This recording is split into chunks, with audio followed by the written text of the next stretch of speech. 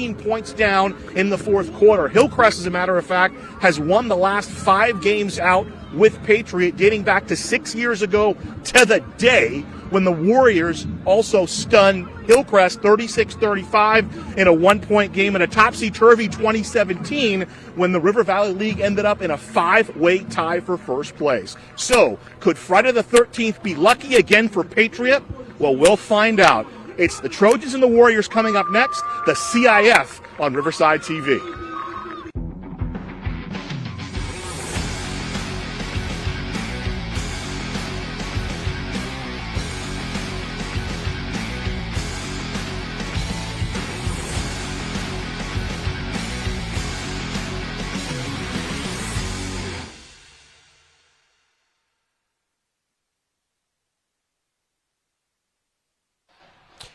You are looking live at Zach Earp Stadium in the city of Riverside. It is senior night here for the Hillcrest Trojans as they take on Patriot in a game with heavy playoff implications.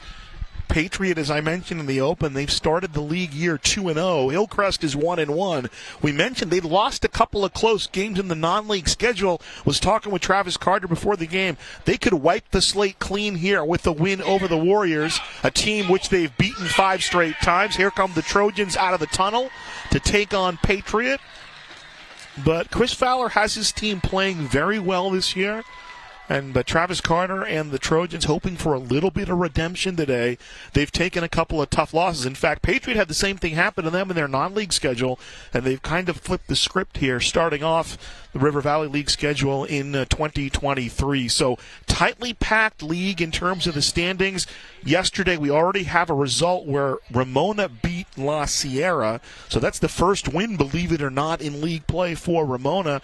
We're scheduled to have them in the last week of the season taking on Norte Vista. So we'll see how it all shakes out in terms of the conference and league schedule as we see the Trojans huddling up there. They will receive the kick from Patriot to start it off. Matt Ramos will drop deep to return the kick for Hillcrest as Patriot comes out. The Warriors 5-2 on the year, 2-0 in River Valley League play. Their head coach Chris Fowler in his 10th year.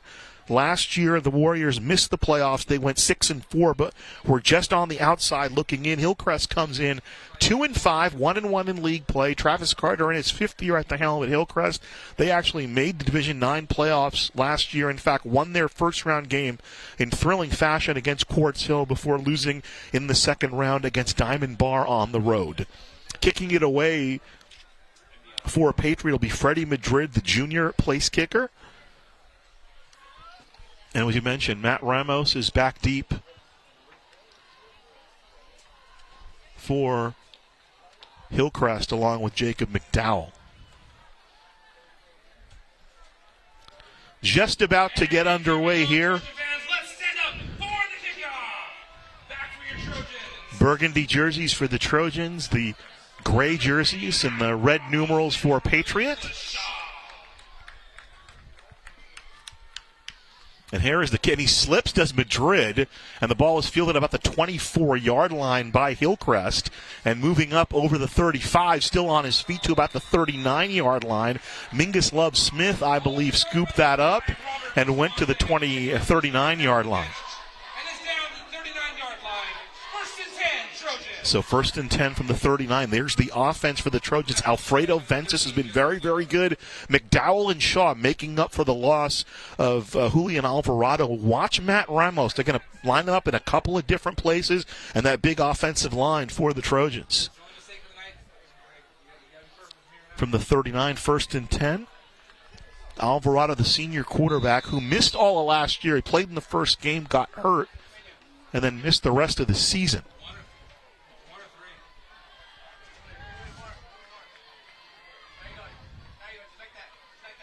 First and 10. Give to Ventus, a little bit of confusion right up the middle. Runs right into the hands of Joshua Pearson, makes the tackle for Patriot. 2 yards, maybe 3 on the play. 2nd down coming up. 3-yard run by ball carrier number 21, Alfredo Ventus.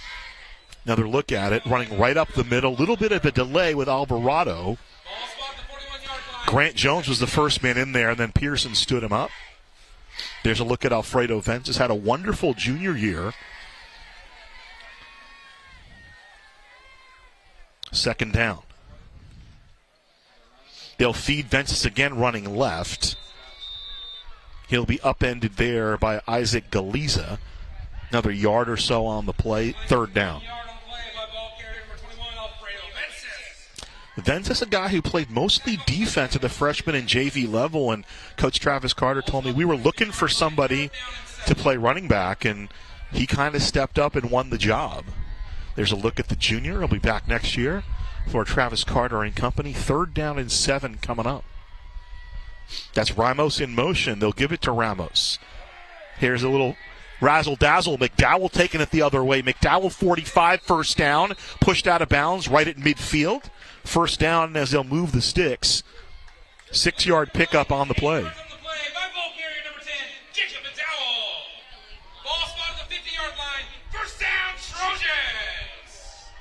So Travis Carter goes early into the book of tricks. Here we go. Ramos on the motion, and McDowell coming around the other way. A little bit of misdirection. Couldn't quite get to the edge, but did get enough for the first down. That's Grant Jones pushing him out of bounds right at midfield. 1st and 10 for Hillcrest. Clock moving as they're trying to move the ball. Vences shifts in the backfield. Another run, and he'll get smacked right at the 50, making the play for Patriot. Coming up is Pablo Olvera. Running play gets 1 yard on the play. My ball carrier, number 21, Alfredo Vences. So you'll get Matt Ramos there. Ramos actually took the snap there, not Alvarado. They really like the young sophomore. You're going to see him at a lot of different places. You'll see him play some quarterback. He'll run the ball, and he'll also play a little bit on defense. This time he'll throw complete to Parks at the 45. He'll twist forward to about the 42-yard line. It's about a 7-yard pickup on the play, so the completion by Ramos. Parks, the converted volleyball player, now playing tight end for them. It'll be a 3rd and 2 situation. Here's Ramos rolling, and he'll throw the ball.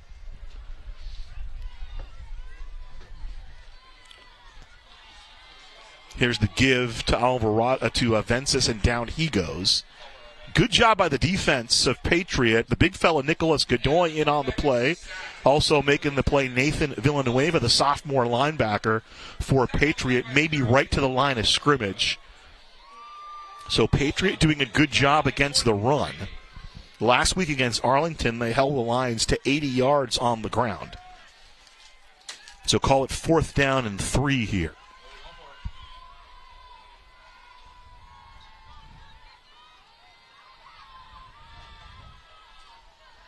Alvarado back at quarterback. Adjusting in the slot is Chad Phillips. Here's the throw. Looking for Phillips. Throwing the out. Nice catch by Phillips for the first down at the 32-yard line. On the coverage for Patriot was Jesse Valero, but about an 11-yard pickup on the play. Alvarado completes it for 11 yards.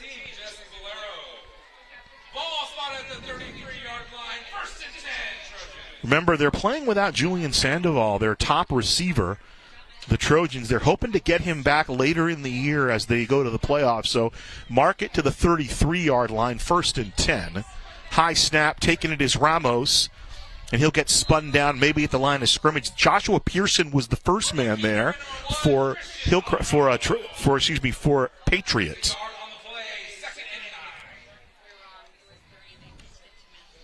Another look, Ramos on the option, and Pearson just filling the gap there.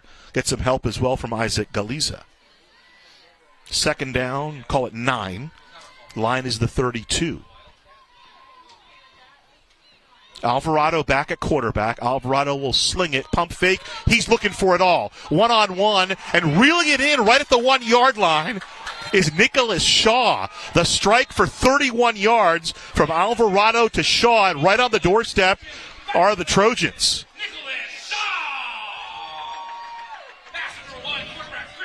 So Shaw reels it in. 1st and goal from the 1. Another look at it. Nice pump fake there and good ball thrown. Here's Vences, who will take it in.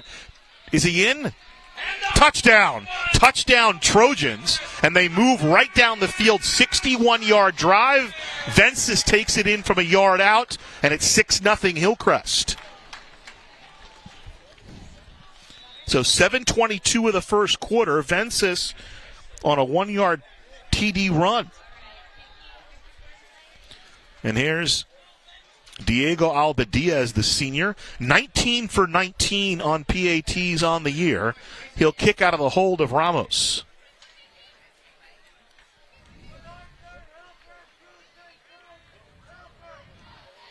Swings the left leg, and it's up and through, and it's 7-0.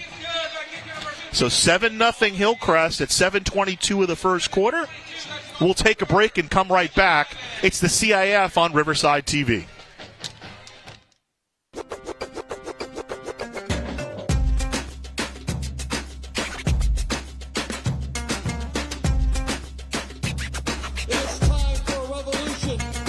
I'm Cheech Marin, and we're inviting you to reserve your spot for the inaugural showing of Cheech Collects. So get your tickets today.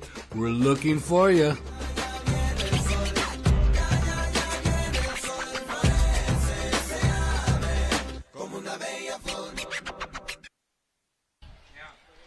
Here's the completion to McDowell, 7-0 Hillcrest. This is Nicholas Shaw. Gets it down to the 1-yard line. Good coverage there, but Shaw just went up and got it. 6'3" frame, just a sophomore. One-on-one coverage there with Jesse Valero. And the next play, Vences takes it in, and it's 7-0. Back for the kickoff. Diego Alba Diaz will kick it away. Back deep to receive are Josiah Felix and Marquette Moore. Here's Felix, right up the middle. Felix got some room. Felix to the field. Breaks a tackle over the 40 to the 35. He'll bring it out all the way into Hillcrest territory. Huge play by Josiah Felix, the junior running back. Brings the ball all the way to the 35-yard line, a 60-yard return. And special teams playing a big role for the Warriors here. So he actually slipped down inside the 5-yard line and then went the rest of the way. Watch towards the end here, able to break a tackle. That's Alba Diaz himself, the kicker, trying to make the tackle, but slows him down enough for Ethan Ramirez. And it's 1st and 10. So a 63-yard return to the 35-yard line of Hillcrest. We'll get our first look at Isaiah Miramontes, the senior quarterback for Patriot, and a timeout on the field. Here's the offense for Patriot. Big offensive line. Sandoval, Sanchez, Valencia, Mejia, Chavez. Miramontes, the 3-year starter at quarterback. We've seen Josiah Felix today. Marquette Moore, the transfer from Ontario. Watch him.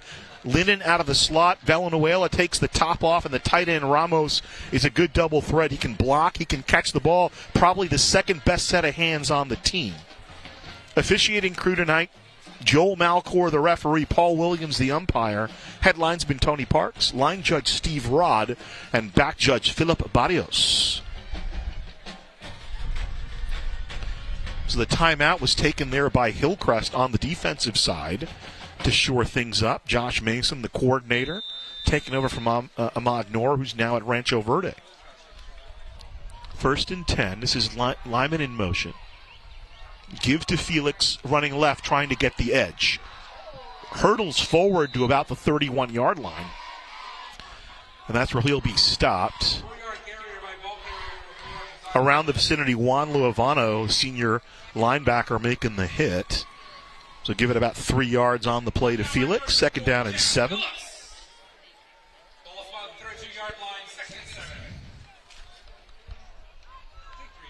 Second down.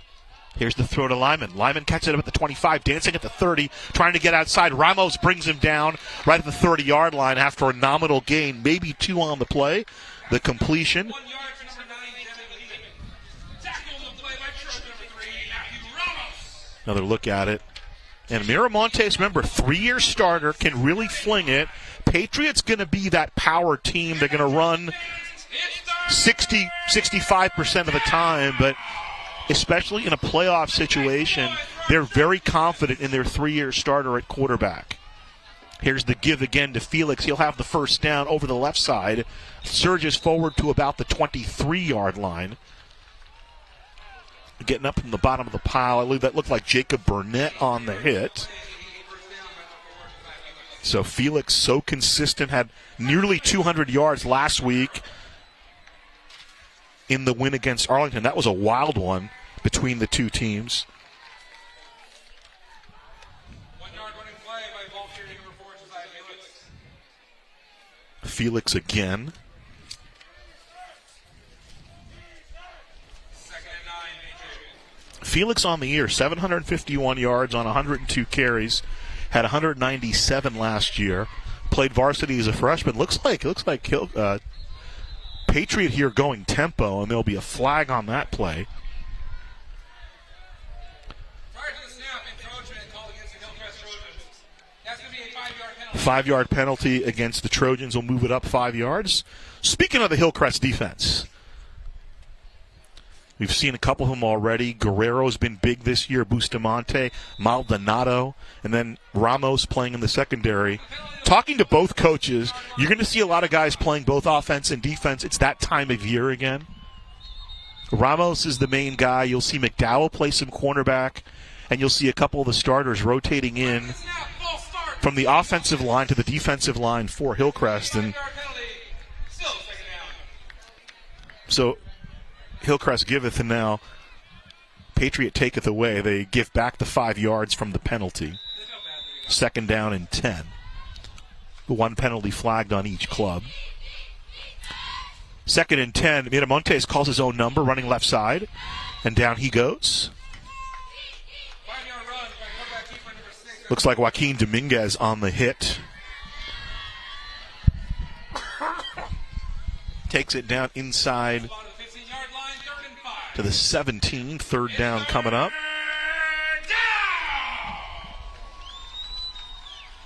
Villanueva split out to the far side. Marquette Moore to the near side, near slot, Derek Lyman. 3rd down for Miramontes from the 17. Here's the throw, looking complete to Moore. Moore dancing, has the first down, and Moore surges forward into the end zone. Did he get it? Touchdown. Touchdown, Warriors. What a run and catch from Marquette Moore. 17-yard touchdown off the pass from Isaiah Miramontes. And Moore, we mentioned the addition from Ontario, had to sit out the first 5 weeks. And talking to Chris Fowler, the head coach of Patriot, he said he gives us just a different dimension. Imposing figure, and he allows us to stretch the field and keep defenses honest. And he does it right there, latching onto that touchdown pass with 4:20 to play in the first quarter. The PAT, this is Freddie Madrid on to try it. 22 of 23 on PATs. Was 37 of 44 last year, and that one is through, and it's 7-7. So Miramontes there, completing his 8th touchdown pass of the year. 7 apiece. Patriot and Hillcrest will step aside and come right back. It's the CIF on Riverside TV. Live local. Help support your favorite businesses with the Shop Riverside Community Card. With over 200 Riverside businesses giving exclusive discounts and offers to community card holders, there's something for everyone. Participating organizations sell these cards for only $15 each, with $10 going straight back to the organization itself, making the Shop Riverside Community Card a fantastic way to support your favorite local group. For more information about the Shop Riverside Community Card and to find participating businesses, please visit shopriversidenow.com. And don't forget to live local. Shop Riverside.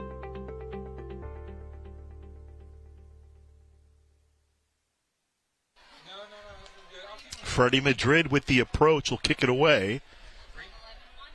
Another is a short kick. Maybe it wasn't at your case. I couldn't see it on the monitor. And Nicholas Shaw brings it over the 30 to the 31-yard line, and that's where Hillcrest will start it out with 4:14 to play, and the game's tied at 7. We talked about heavy playoff implications. both these teams kind of fighting for that playoff supremacy. It looks like, Norda Vista's the class of the league, and then a big jumble in the middle. You got Patriot, you got Hillcrest, you got Arlington, you got Ramona. Patriot really has a leg up right now, and I was talking to Chris Fowler before the game. If they can win tonight, it would give them the tiebreaker over Hillcrest, Arlington, and Ramona, which are probably the teams they would have to climb over to get into the playoffs. Alvarado keeping it, spins down over the 35. He'll go down about the 37-yard line, so give him 5.5 on the play. Number 1, Christian Alvarado. Alvarado, the senior, another look at it there. Looking to pitch it. Nice job there by Jones to kind of push him to the inside. Pearson ultimately makes the tackle. Grant Jones, a sophomore. Coach Fowler really excited about what he can bring to a defense. They gave him 6, so call it 2nd and 4. Here's the throw to the outside, complete to McDowell. McDowell dancing at the 40-yard line. Guess who? Jones there. And then gets some help pulling him down from Ruben Flores. So a first down, the Sticks move up. Ball all the way up to the 46-yard line, give it an 8-yard play.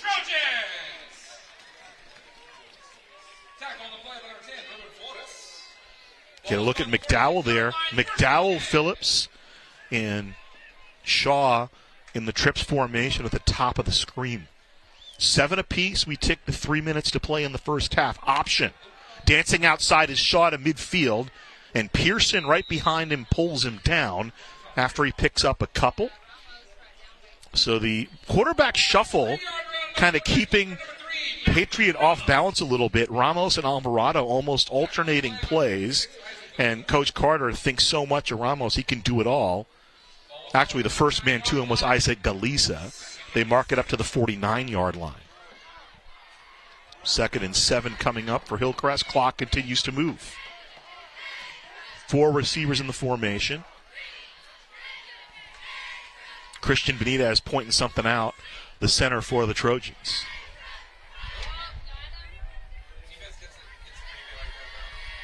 Galisa looks like maybe lining up to blitz here. Let's see what happens. Now he'll back off.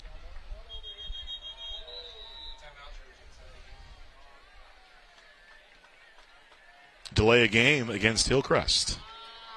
Joel Malcor with the call. Second penalty on Hillcrest for 10 yards. Ball will move back to the 44-yard line. Still 2nd down on the play.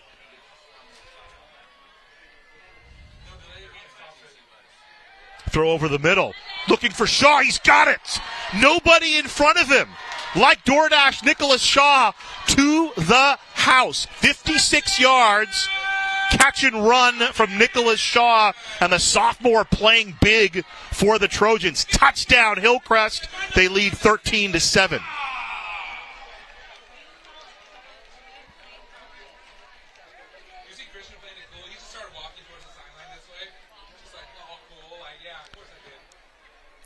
Just finding him over the middle, the touchdown.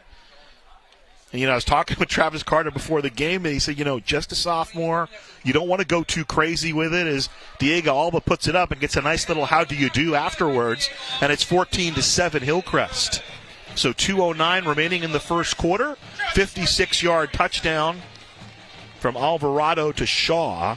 Shaw couldn't get in the last time. He would not be denied that time.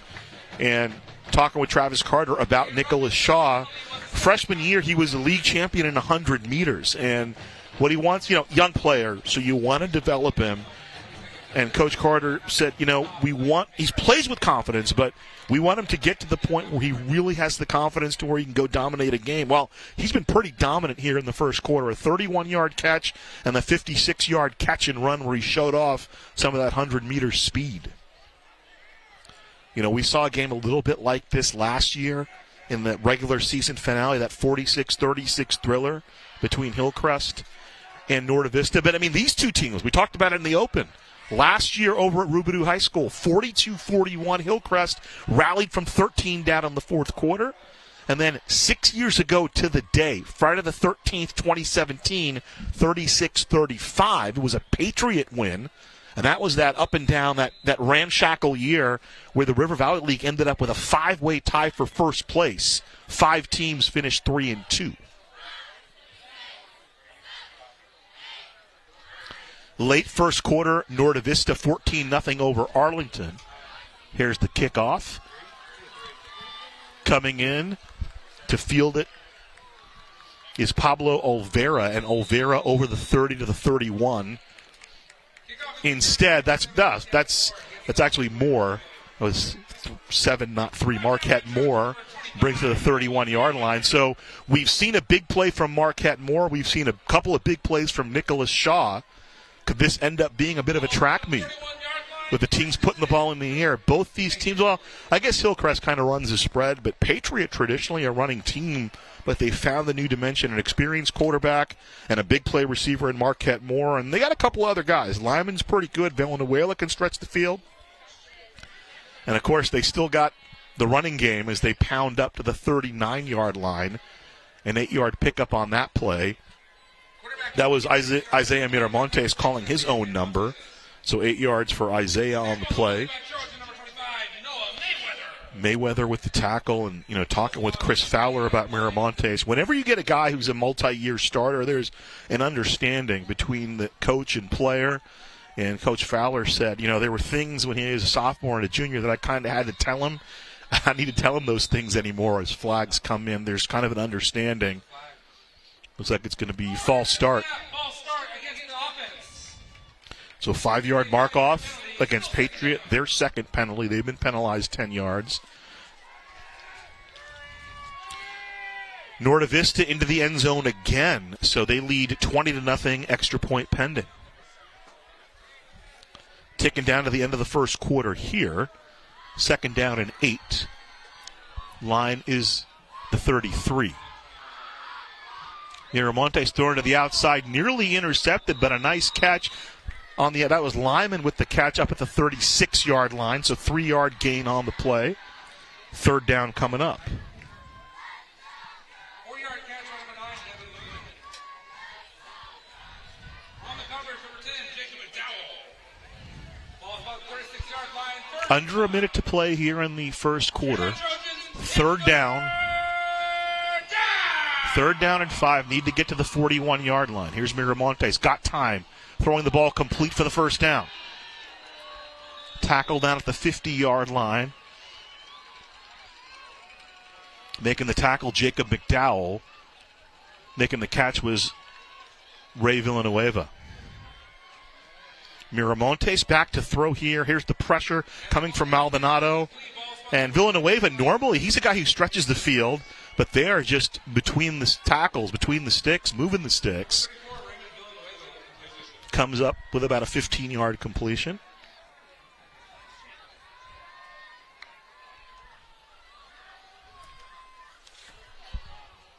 Over the left side, 4 more yards, and that'll be the end of the first quarter. 4-yard carry by ball carrier, quarterback number 6, Isaiah Miramontes.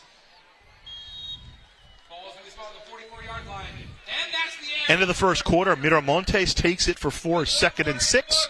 We'll take a break here. 14-7 Hillcrest after 12 minutes. Back with more of the CIF on Riverside TV. The Riverside Libraries have new hours and are now open on Sundays. Now you'll have more time to explore, study, and learn about the things that matter to you the most. The new hours for Arlington, Arlanza, Marcy, La Sierra, Orange Terrace, Eastside, and Casablanca libraries are Tuesday to Sunday from 10 a.m. to 6 p.m., while the Downtown Main Library is open Tuesday to Thursday from 10 a.m. to 8 p.m. and Friday to Sunday from 10 a.m. to 6 p.m. To find out more information about the new hours along with events and programs at the library nearest to you, visit riversideca.gov/library.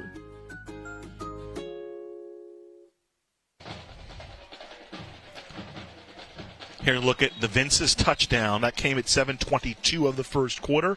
7-0 Hillcrest.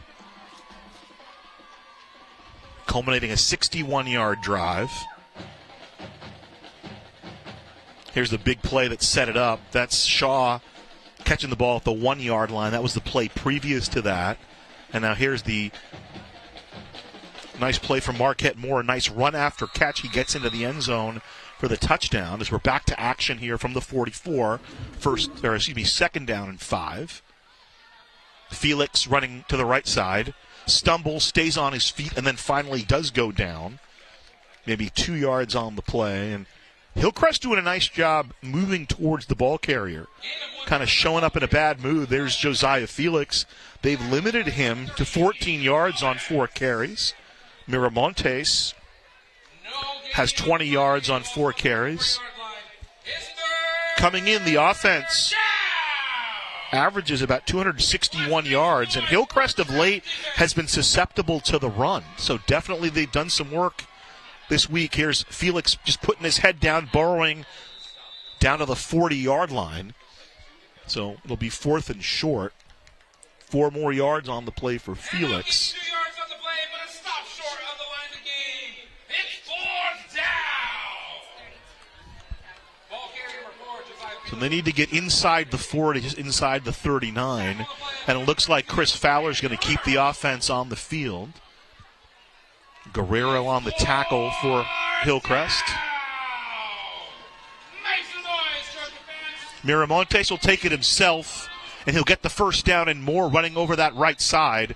First down to the 35-yard line. 6-yard pickup for Miramontes, and the Sticks move up, running behind the big boys on the right side, Mejia and Chavez.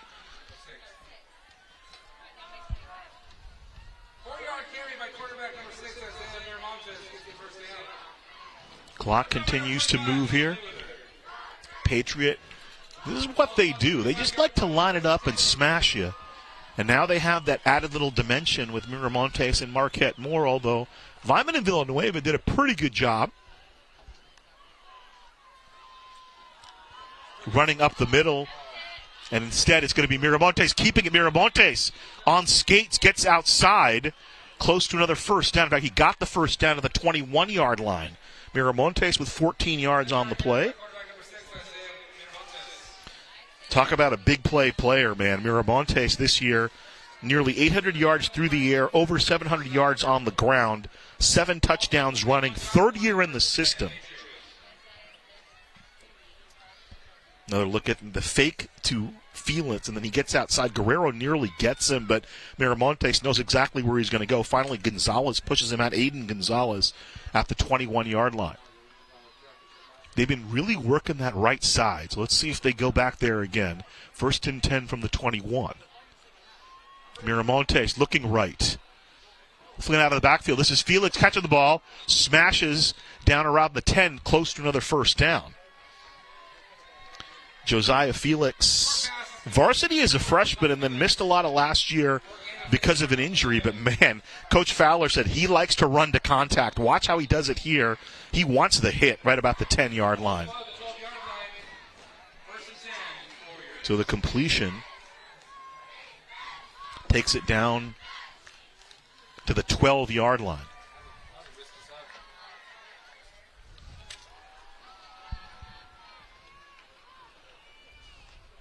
First down. Here's the give to Felix, this time slipping up the middle. Slithers up just inside to the 10-yard line. Couple yards on the play. Let's see who got down. Aiden Parks kind of got low but needed help up top. So Felix slithering right inside the 10-yard line. There's a look at Josiah Felix. So Moore split out to the near side. The far side, that's Villanueva. In the near slot, Lyman, and the lone man in the backfield is Josiah Felix. Felix toted the ball 23 times last week in Patriots' 30-27 win against Arlington. 3rd down. Miramontes calls his own number, and down he goes. The big fella making the play, Khalil Woodard, steps up. He had 3 tackles last week against Ramona, and he stops Miramontes in his tracks. 4th down coming up. Grabbing that right knee, just above the right knee. So you hate to see any kind of injury happen. Miramontes takes it, running behind Felix. Nice job by Woodard. His leg got kind of twisted under him. Woodard, a senior, making the play from his defensive end position. and Miramontes still down. You saw the injury there, and here comes Chris Fowler, 10th-year head coach for Patriot. Spent a year in 2013 where he actually was the co-head coach. And I guess this is kind of, you call this the battle of the new schools, right? Because Patriot opened in 2007. Hillcrest opened in 2013. Kind of a J. Cole, Post Malone, Kendrick DaBaby vibe going on tonight. Miramontes, hopefully he's okay. The athletic training staff out there for him. I want to let you know, if you want to keep track of other games, we have the Pep Zone rolling on the City of Riverside channel as well. Well, they'll take you in and out of different games. They'll take you to the Novi game, our game. I don't know what other games they have up there. Jason Sepp, who produces the Pep Rally, is kind of coordinating because Pep was supposed to do it, but he's out at the King game. So let you behind the scenes a little bit. If you want to have us on the main screen and then maybe on your phone have the Pep Zone. There's the Trojans. They had their senior day ceremony tonight before the game, honoring their senior class. Not just the football players, but the band, the Pep, the ASB. We're all out there getting acknowledged. You got to look at Chris Fowler there standing off to the left. He's the head coach for the Warriors, and Miramontes being helped up.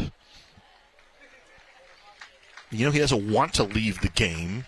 He'll walk off under his own power, but obviously favoring that right leg. And Coach Fowler certainly is not going to take any chances. The relationship they have built up. Miramontes got a cup of coffee in that spring season. Remember, they canceled the fall year in 2020, and he kind of came up with the varsity and ended up starting in earnest as a sophomore. So for his career, completing nearly 60% of his passes, about 2,200 passing yards, 22 touchdowns, nearly 1,700 rush yards, 27 rushing touchdowns. So the backup quarterback is in. That's Julian Payan. He's one of the starting defensive backs. And a false start, 5 yards against Patriots. Not a surprise with a new quarterback coming in. So here we go. We got the split screen going now. These are the two games we have going on, but this is the Pep Zone, as you can see, where we'll be able to watch multiple games if you would like on Riverside TV. Right now it's just the two, but eventually, hopefully for the playoffs, we can get 2 or 3 going. So Isaiah Miramontes goes off the field, and it's a big third down play coming up for the Hillcrest defense.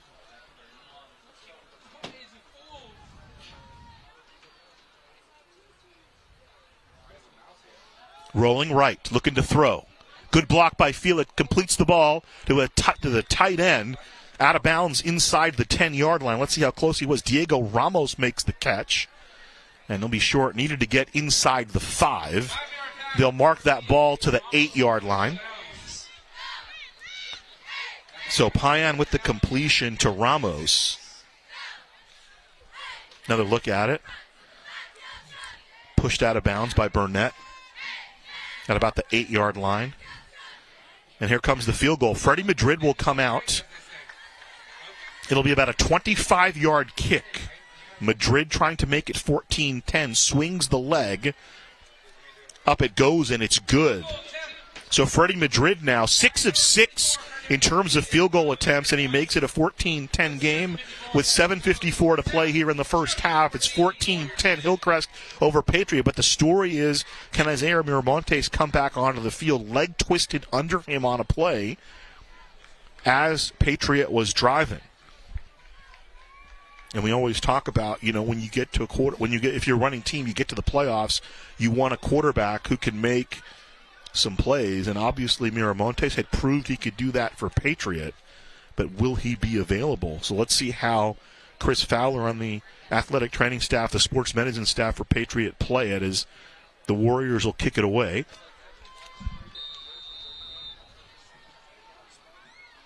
Couple of sophomores back deep, Shaw and Ramos. Here's the kick. Through Ramos' hands, Shaw picks it up at about the 6. Nicholas Shaw's made a couple of big plays already today. He'll surge over the 25 to about the 27 before he's brought down there. Making the tackle is Kyler Holloway for Patriot. 1st and 10 coming up for Hillcrest. Get a look at Nicholas Shaw there. Already has a touchdown catch today. League champion in the 100 meters as a freshman.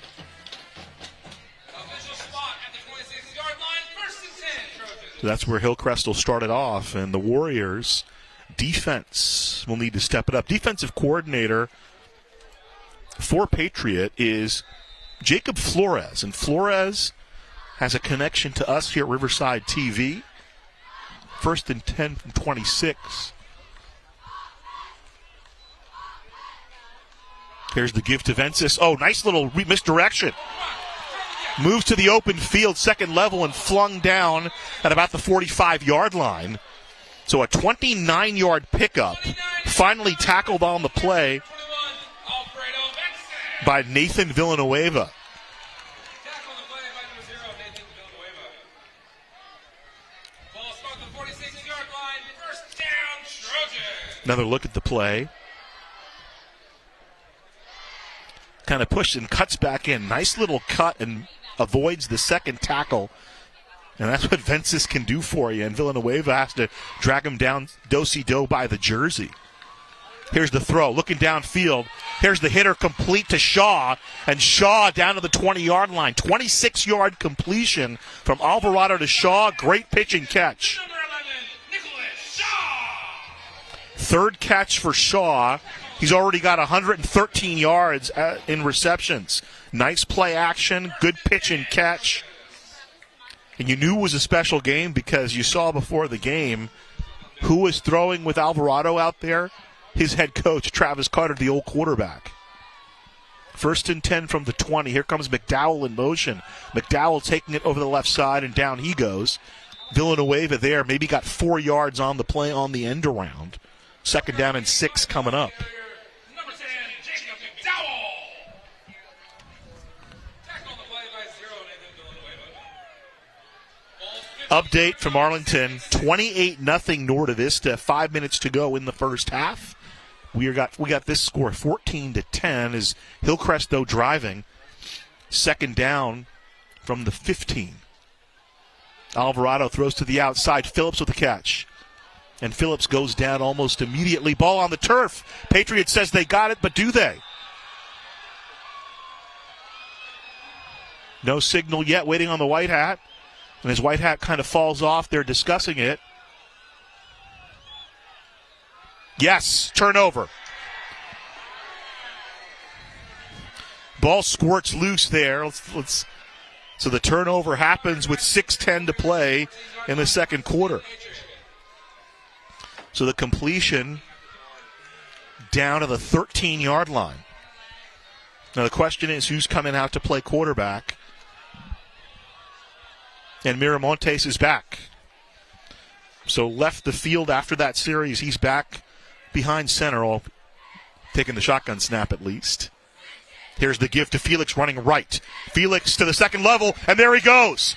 Felix picking him up and putting him down. He will take it to pay dirt. Josiah Felix to the house. 86-yard touchdown. Boom. Quick strike for Patriot. Turnover converted directly into a touchdown. 16-14 Warriors.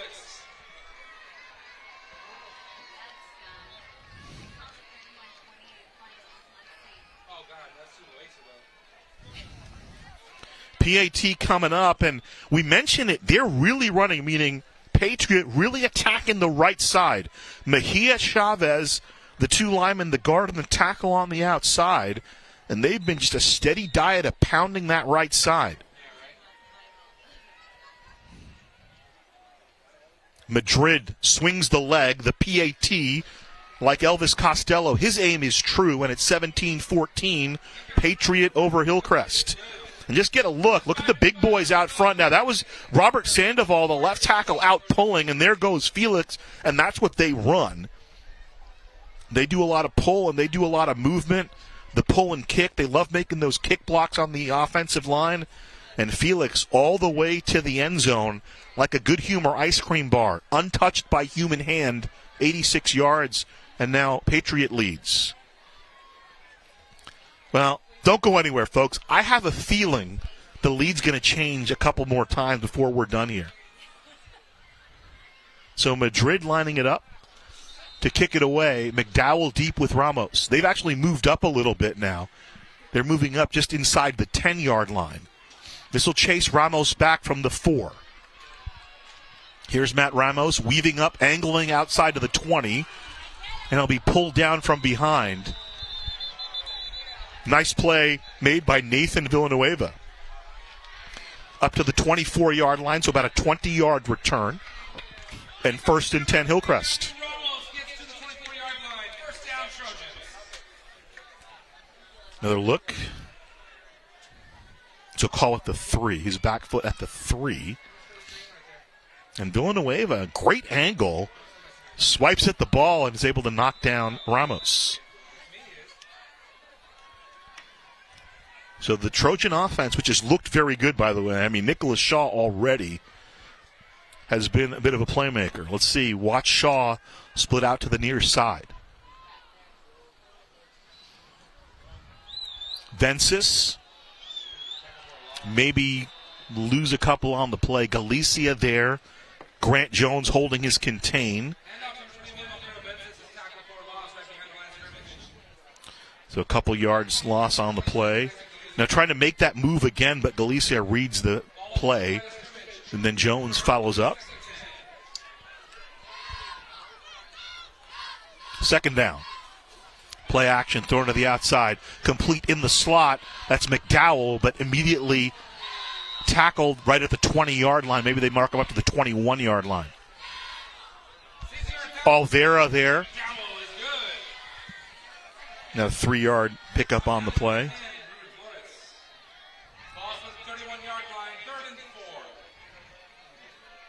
McDowell, his second catch. 3rd down coming up.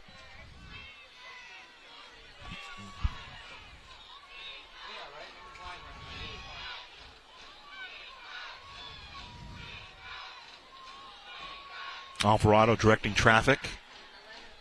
Call it 3rd and 4. He got up to the 31-yard line. Here's the throw.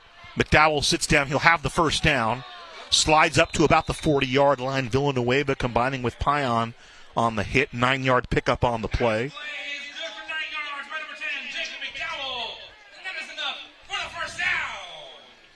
Alvarado getting the ball out of the hand quickly. That's a key, especially when you're facing pressure here. Up to the 40-yard line, 1st and 10 Hillcrest.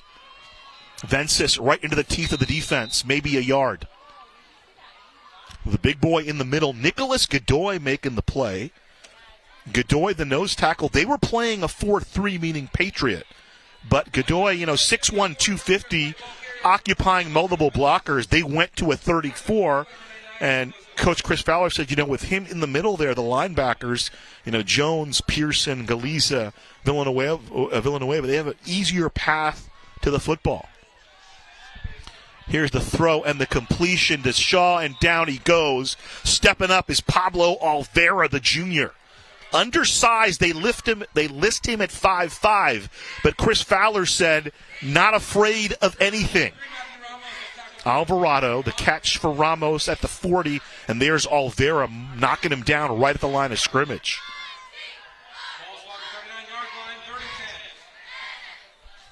3rd down coming up. Alvarado has time over the middle. Complete to Ramos, and Ramos escaping. Running on the angle. Can he get in? He's in. Touchdown. 59-yard completion from Alvarado to Matt Ramos. The Trojans to pay dirt. Laundry on the field. Let's see what that's about. Perhaps downfield a block or... No, doesn't look like it. There's our white hat, Joel Malcor. That could be one of those celebration penalties.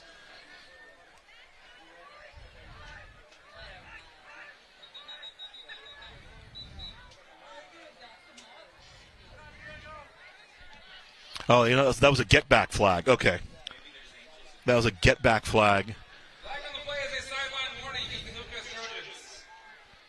No penalty yards in this touchdown count. So Ramos, the 59-yard touchdown catch at 3 minutes to play in the first half.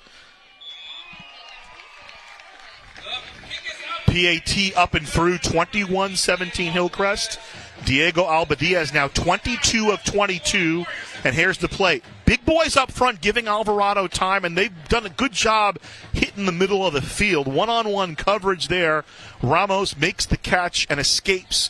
Ruben Flores then on the coverage, chasing him Grant Jones, but a couple of sophomores battling there. Ramos just a step faster into the end zone for the touchdown for the Trojans.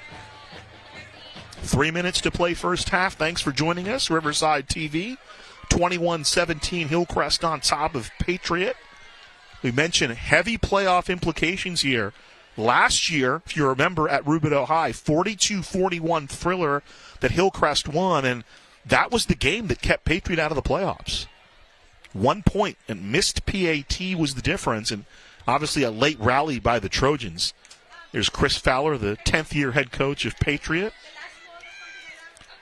The Trojans won on the last play from scrimmage. It was a wild one. Alba Diaz, the senior, was honored before the game with his family. Lefty will approach and kick it away.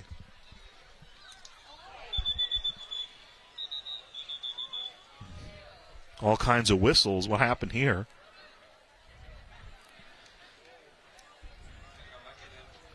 Flag on the play. Let's see what they explain.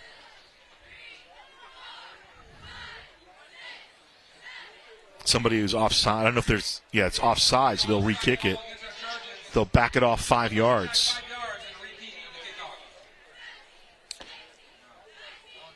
Talking to Chris Fowler, the head coach of Patriot, the last 2 years they felt they should have been in, but they lost based on tiebreakers, right? Tiebreaker in 2021 against Arlington, tiebreaker last year against Hillcrest. And he slips again, and I was down on the field, it's out of bounds. So they'll take it at the 35. That's actually a break for Hillcrest.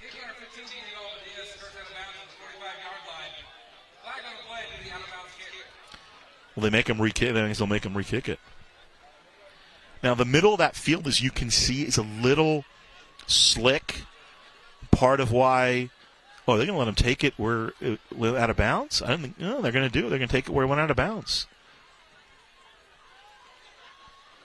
So good field position here for Patriot. It went out at midfield. That's where they'll take it. So there was a game here last night. La Sierra played against Ramona. And I was talking with Travis Carter before the game, and they played last night, but they watered the field today. So when you walk out, particularly around the middle of the field where you see those brown patches, the field is pretty slick. 1st and 10 from midfield. Here's Felix again. And Felix ridden down.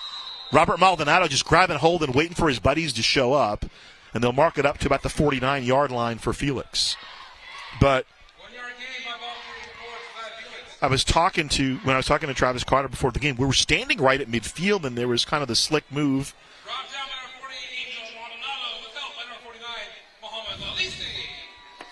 Interesting. I think, let's see here, looks like Patriot may be going unbalanced on the line there, or they may have moved some guys around.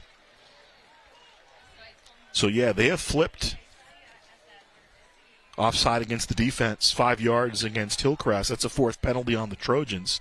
Their march off 5 yards. So Sandoval, normally the left tackle, has flipped over to the right side with Joseph Chavez. And now they're playing Ramos over there. So they've been really hitting the right side heavy. Here's Miramontes calling his own number. Slithers outside to the 40, 35, still on his feet, lowers his shoulder, and leans forward inside the 30-yard line. They'll mark it to about the 28, 15 more yards for Miramontes. Clock continues to move and really working the right side. Pulling the little kick action now, and Miramontes. Good downfield block there by Villanueva, but this time they'll take it up the middle from the 29 to about the 25, 26-yard line. That's Felix carrying it again for about 3.5.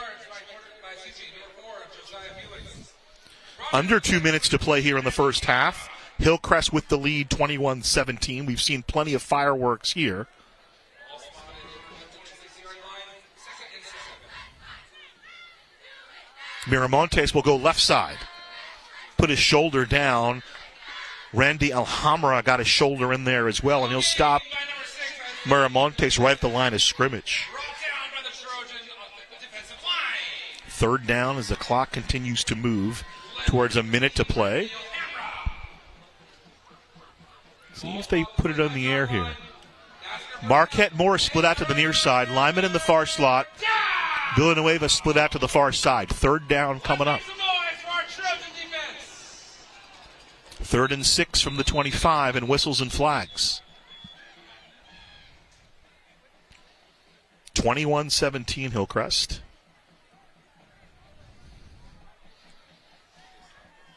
First half coming to an end at Arlington. Novi 35-3 over Arlington. Neutral zone infraction by the offense. So a 5-yard penalty. That's a big penalty on Patriot. Puts it back to the 30-yard line. So they need to get inside the 20 for a first down. You see kind of in the middle of the screen to the left, the chain gang standing there. 3rd and 11. Miramontes throws. It's tipped. It's complete to Lyman. And a big play there on defense. McDowell coming over and making the play. Short pass is incomplete and tackled by number 10, Jacob McDowell. Another look. Miramontes loads it up and throws. Lyman reels it in. Spotted. They're going to go for it here. No line of scrimmage. 4th and 10. Now, the clock is moving, but they haven't called timeout. I'm wondering why not. Patriots got to use a timeout here, or that's it. And now they'll call timeout Timeout, Patriot. with about a second and a half left. I guess they're going to bring the field goal team out. So there's Chris Fowler talking to his offense. During this timeout, we'd like to thank our program sponsors, Caliber Collision. It's curious why they didn't use that timeout earlier. Hillcrest football. He had all three. Attendance that are of gambling age, and there is a 50-50 raffle on So 21-17 Patriot. I'm guessing they'll bring out Madrid. The longest field goal Madrid has kicked is 33 yards. There's Joshua Mason, the defensive coordinator for Hillcrest. Patriot will get the ball to start the second half. So about the 28-yard line. And the offense is going to stay out there, so no field goal attempt here. One last play for Patriot. And I'm guessing, was there a miscommunication as to why they didn't call the timeout earlier coming up on 4th down? Here we go, 4th and 8. Miramontes looking deep. Flings it up. In the end zone. Incomplete. And the pass is incomplete. Matt Shaw there on the coverage. Matthew Ramos. Excuse me, Matt Ramos there. Marquette Moore was the intended receiver, and that's how the first half will end. Miramontes throws the incompletion. First half, Trojans 21-17 at the half here. Thanks for joining us on Riverside TV. Well, we told you heavy playoff implications, and it's been a tight one. 21-17, the home team up by 4 on Senior Day here at Zach Erb Stadium. We'll come back with the second half. We got the halftime festivities coming up, and then I'll have the second half for you after that. 21-17, Hillcrest over Patriot. River Valley League matchup here at Zach Erb Stadium. Back with more of the CIF on Riverside TV.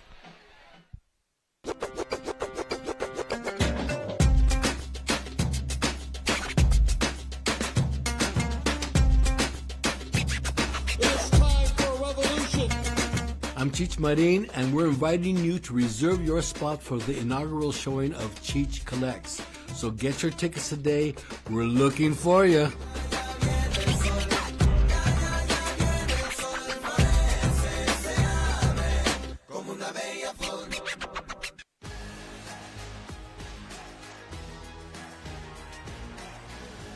Hi High school sports are one of the things that make living in California so great.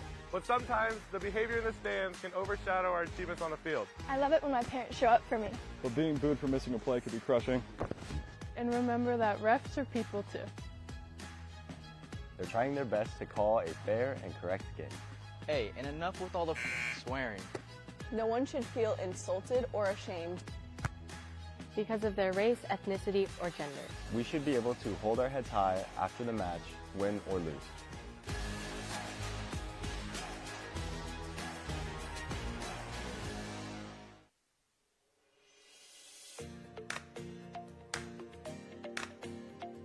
The City of Riverside Public Works Department provides high-quality trash and recycling services for our customers.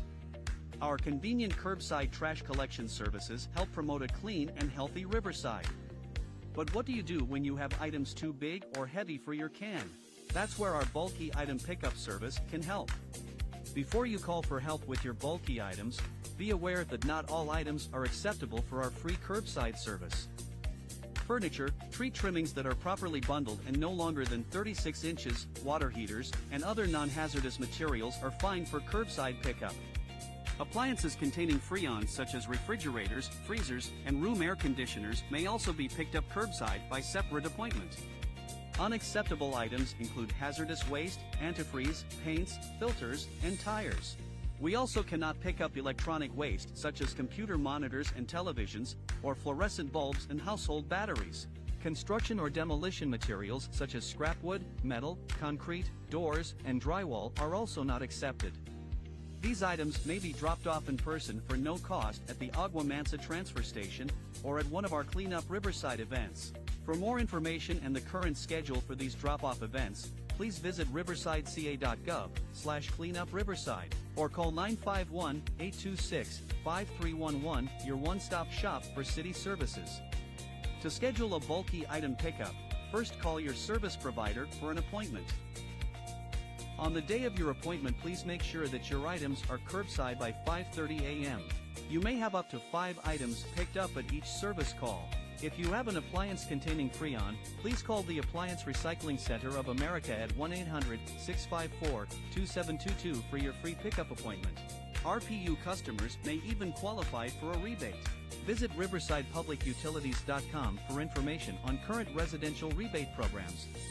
To find out more about the City of Riverside trash services or our Clean Up Riverside events, visit the Public Works website at riversideca.gov/publicworks.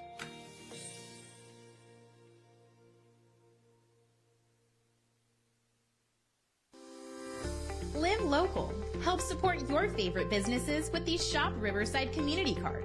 With over 200 Riverside businesses giving exclusive discounts and offers to community card holders, there's something for everyone. Participating organizations sell these cards for only $15 each, with $10 going straight back to the organization itself, making the Shop Riverside Community Card a fantastic way to support your favorite local group. For more information about the Shop Riverside Community Card and to find participating businesses, please visit shopriversidenow.com. And don't forget to live local. Shop Riverside.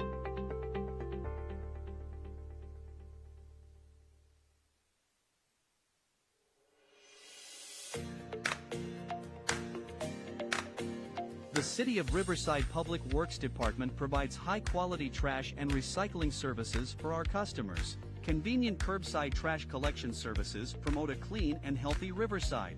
To help us provide you with top-quality service, we ask you to follow a few key rules. When placing your trash containers for pickup, please observe the following. Place each container with at least 3 feet separation from each other and at least 6 feet from obstructions such as parked cars, fire hydrants, mailboxes, and trees. Your bin should be placed at the curb no later than 5:30 a.m. on your collection day with the arrow on the lid pointed toward the street to ensure your bins get emptied. If you are experiencing issues with your trash collection, or perhaps need a replacement for a damaged trash bin, please contact our customer service call center by using the 311 app or website, or by dialing 951-826-5311 to reach one of our customer service representatives. And for more information about trash services, recycling, or bulky items, visit the Public Works website at riversideca.gov/publicworks.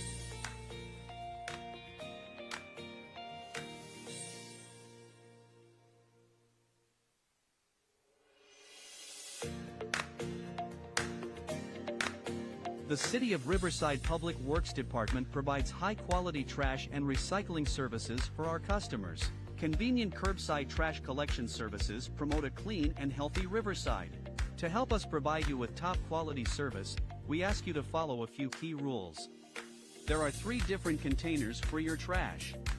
The blue bin is for recyclables and should only be used for clean recyclable materials such as aluminum cans, cardboard, glass bottles, plastics, and styrofoam. The old brown bin, or new bin with gray lid, is for standard household trash and items not suitable for the other bins, such as animal waste, cactus, palm fronds, soil products, and other waste. The green barrel is for your grass clippings, leaves, weeds, and other plant materials, excluding palm fronds, cactus, and yucca. And please remember not to use any of the containers for heavy construction waste such as concrete. For a complete guide to sorting your trash, please visit riversideca.gov/publicworks.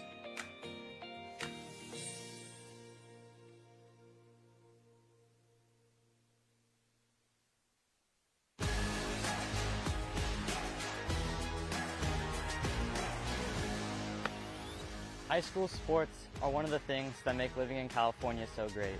Athletics builds character, teamwork, physical fitness, And shows what hard work can achieve. And some of us can even earn a college scholarship or qualify for the Olympics. But sometimes the behavior in the stands can overshadow our achievements on the field. I love it when my parents show up for me. But being booed for missing a play can be crushing. Parents who lose their minds when we don't score aren't helping. It can actually be super distracting. We should be able to hold our heads high after the match, win or lose. And remember that refs are people too. They're trying their best to call a fair and correct game. Even if you may not love the call. Seeing and hearing people, belligerently be mean to you, it makes you not want to play anymore. It makes you just want to go sit on the sidelines and cry. It's not fun.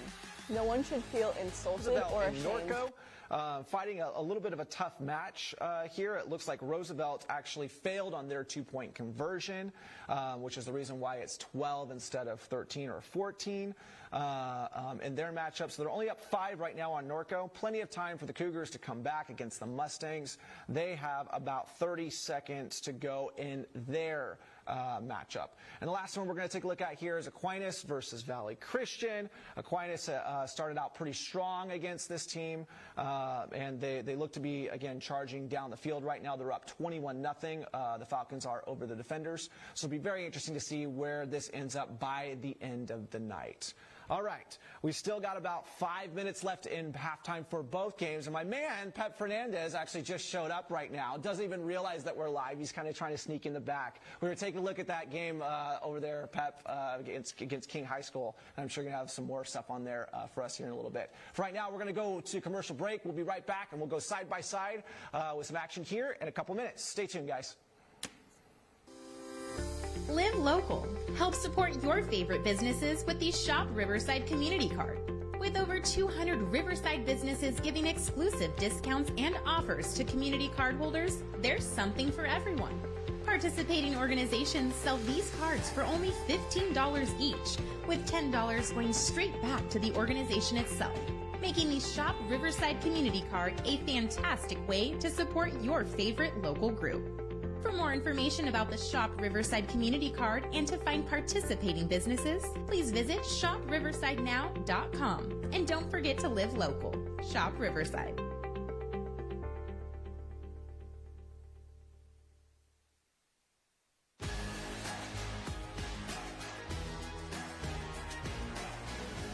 High school sports are one of the things that make living in California so great. But sometimes the behavior in the stands can overshadow our achievements on the field. I love it when my parents show up for me. But being booed for missing a play can be crushing. And remember that refs are people too. They're trying their best to call a fair and correct game. Hey, and enough with all the swearing. No one should feel insulted or ashamed because of their race, ethnicity, or gender. We should be able to hold our heads high after the match, win or lose.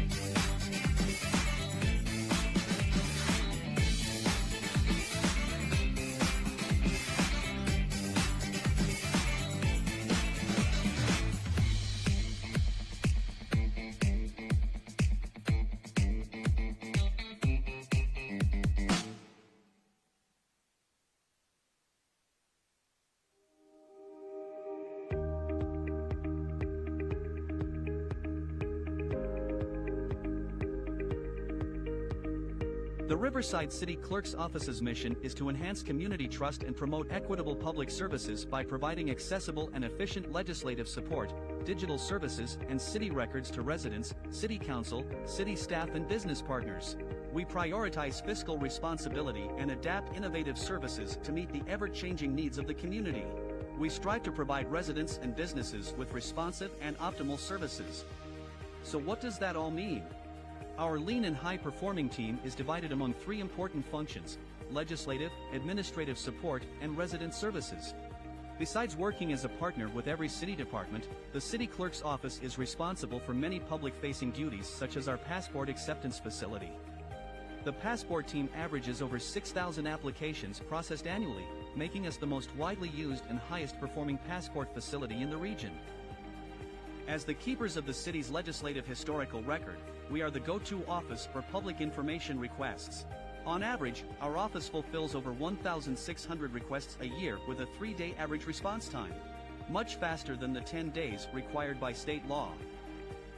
Every 10 years after the U.S. Census, the city is required to redraw its ward boundaries to ensure equal representation, and the City Clerk's Office is an integral part of that effort. In 2022 and 23, we hosted and attended 40 community meetings to gather input from our residents on how we should reshape Riverside. Visit ReshapeRiverside.com to find out more about this process and to learn about Riverside's new ward boundaries. The City Clerk's Office is also responsible for municipal elections, as well as the onboarding and swearing in of all newly elected council members and newly appointed board and commission members. Our office processes all applications for new members and provides annual training for the city's legislative bodies. We provide staff and legislative support for 8 of the city's 18 boards and commissions. The City Clerk's Office also provides agenda processing for City Council and committees, as well as the boards and commissions that we support, averaging over 200 agendas processed per year. As the City of Riverside's filing officer, the City Clerk is responsible for processing financial disclosure forms for public officials as well as routing contracts for execution. All this work would not be possible without our dedicated team. City clerks truly are the grease that keep the wheels of municipal government turning, and our office is here to support Riverside's residents by ensuring that the decision-making process is transparent to the public, complies with federal, state, and local regulations, and is properly recorded. If you have a public records request, want to know more about the city's legislative history, or have an interest in running for public office, the Riverside City Clerks team is here for you. To find out more, please visit riversideca.gov/cityclerk.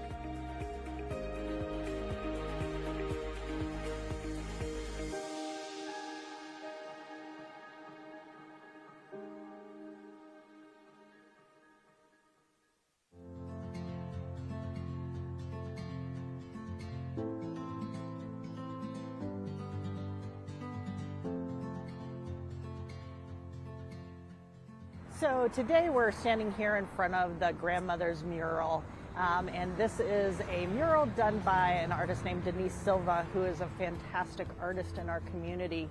And we found this mural when she submitted it for another proposal. And when we, the staff saw it, we said this has to go up somewhere in Riverside. So I was a little intimidated by the, just setting in a concept, but I thought, this is something that I really wanted to do, and actually I just felt really called to submit it. I had become a grandmother, and the way the universe works, it sent this quote in my direction, and it was, "When the grandmothers from the 4 directions speak, a new time is coming." So the 4 directions are represented by the image of the 4 grandmothers: Tongva, people of the earth; Liseño, people of the west; Cahuilla, people of the desert; and Serrano, people of the pines. When the 4 grandmothers get together, the folklore is that it's winds of change. And what we have done is, so that there is representation all throughout the community, is we have a grandmother at 4 different libraries throughout the community. And so they're all 4 different locations, but they come together here at the main library. And this main library was a big change for the community from what we had before to what we are now. Our elders, and them being, people that have given us love, that have protected us, have given us safe spaces. I would love for the community to feel that, because that was an intention that I really put into the work, I really wanted to give our indigenous people of the area, I wanted to give them some representation. I wanted to honor them. I wanted to uplift them. They're a reflection of my own ancestors. They're a reflection of my mother and my grandmothers. And I just hope that other people, especially indigenous people and people of color, see themselves in the art, and they feel seen and they feel honored.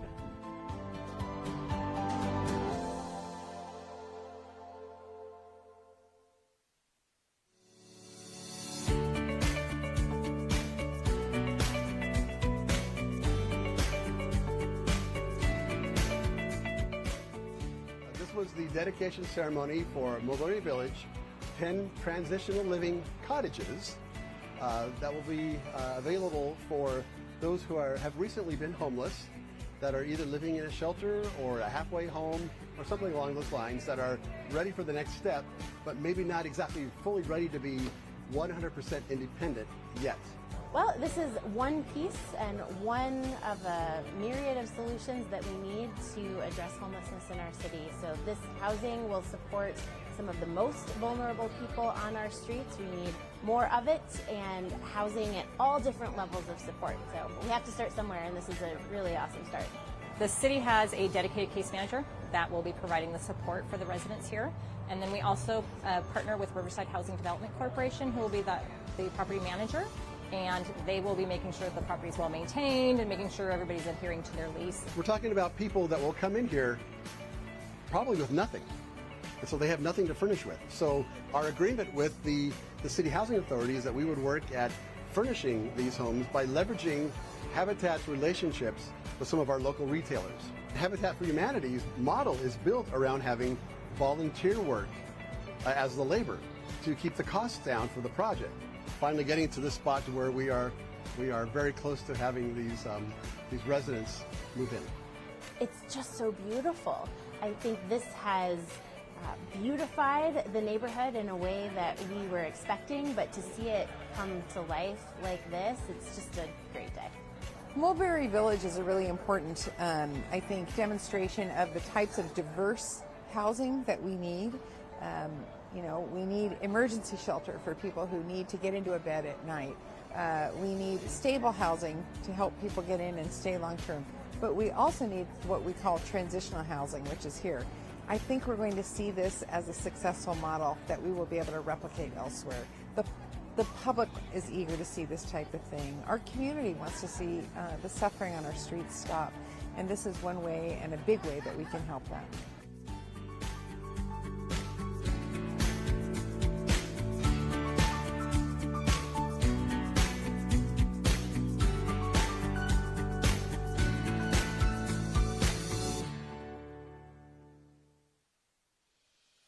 The City of Riverside is pleased to announce a new innovative downtown parking program called Parking Your Way, designed to offer more convenient, accessible, and up to 90 minutes free parking in aggregate each day.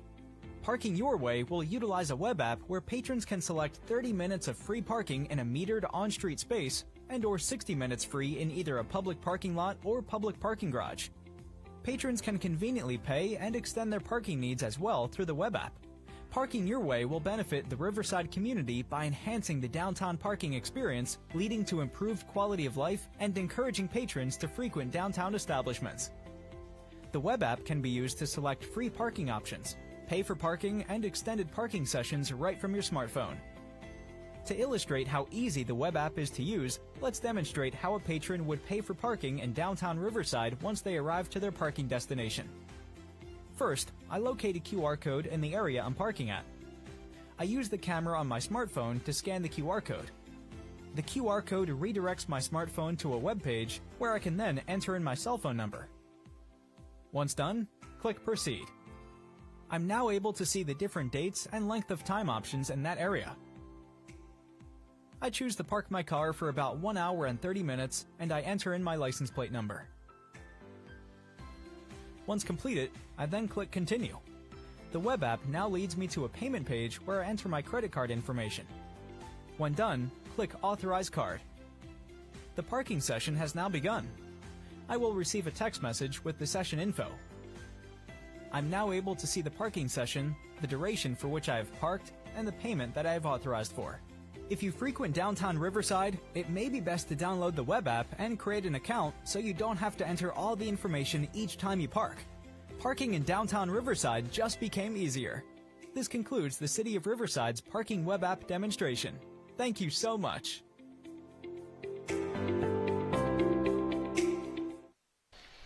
Welcome back. 21-17 in favor of Hillcrest. That's Alfredo Vences taking it in. 7:55 to play, and here's Marquette Moore, a little bit of a dance, takes some contact, reaches forward into the end zone to make it a touchdown. Alvarado finding Nicholas Shaw, and there he goes. 100-yard sprint champion as a freshman into the end zone for 56 yards. Freddie Madrid with the 25-yard field goal makes it 14-10, and watch after the turnover, Josiah Felix turns on the Jets. 86 yards to Paydirt to give Patriot a 17-14 lead. What a year he's having. Just a junior for the Warriors, but look at this. Sophomore Matt Shaw, good time for Alvarado, right over the middle. The middle's been working very well for the passing game for Hillcrest, and there he goes. He will not be stopped. Touchdown, Arlington. That's how we ended the first half. Kind of a bizarre ending to the first half that Patriot was driving down the field and for whatever reason didn't use any timeouts. Now I'm guessing with the quick strikes, perhaps they just didn't want to leave any time on for Hillcrest in case they did score, but they ended up not getting any points out of it. They will start the second half, however, with the footballs. That may have played into it. Some numbers for you from the first half. Christian Alvarado has thrown for 203 yards and a couple of touchdowns. Miramontes, between running and throwing the football, has 88 yards, and then 9 carries for 111 yards for Josiah Fields, including obviously the big touchdown run. Nicholas Shaw, 3 catches for 113 yards, and the touchdown for Hillcrest. So they're flinging them out, and Travis Carter went with a couple of trick plays very early, so he's understanding that nothing's off the table this evening against Hillcrest here. We mentioned the playoff implications, and we talked about it a little bit in the first half, that Patriot has missed out on the playoffs each of the last 2 years because of tiebreakers. They lost a tiebreaker to Arlington 2 years ago, and they lost a tiebreaker to Hillcrest last year. That game, was off. I think we had that game on Riverside TV, 42-41. And Hillcrest, I mentioned in the open, they've won 5 straight games against Patriot. The last win for Patriot came 6 years ago to the day. Friday the 13th, 2017, that was that wild, wacky year in the River Valley League where 5 teams tied at 3-2 for first place in the league. As you see there, Diego Alba Diaz, one of the seniors, honored in the pregame ceremony, will tee it up, and Patriot will start the ball here in the second half. Little side note, in the first half, Isaiah Miramontes had to leave the game. Patriot was driving. He had to leave the game, kind of his leg twisted under him after he was tackled. And that was the drive that had to settle for the Freddie Madrid field goal. So here we go, second half about to get underway. And the whistle again, they'll kick it out of bounds on purpose.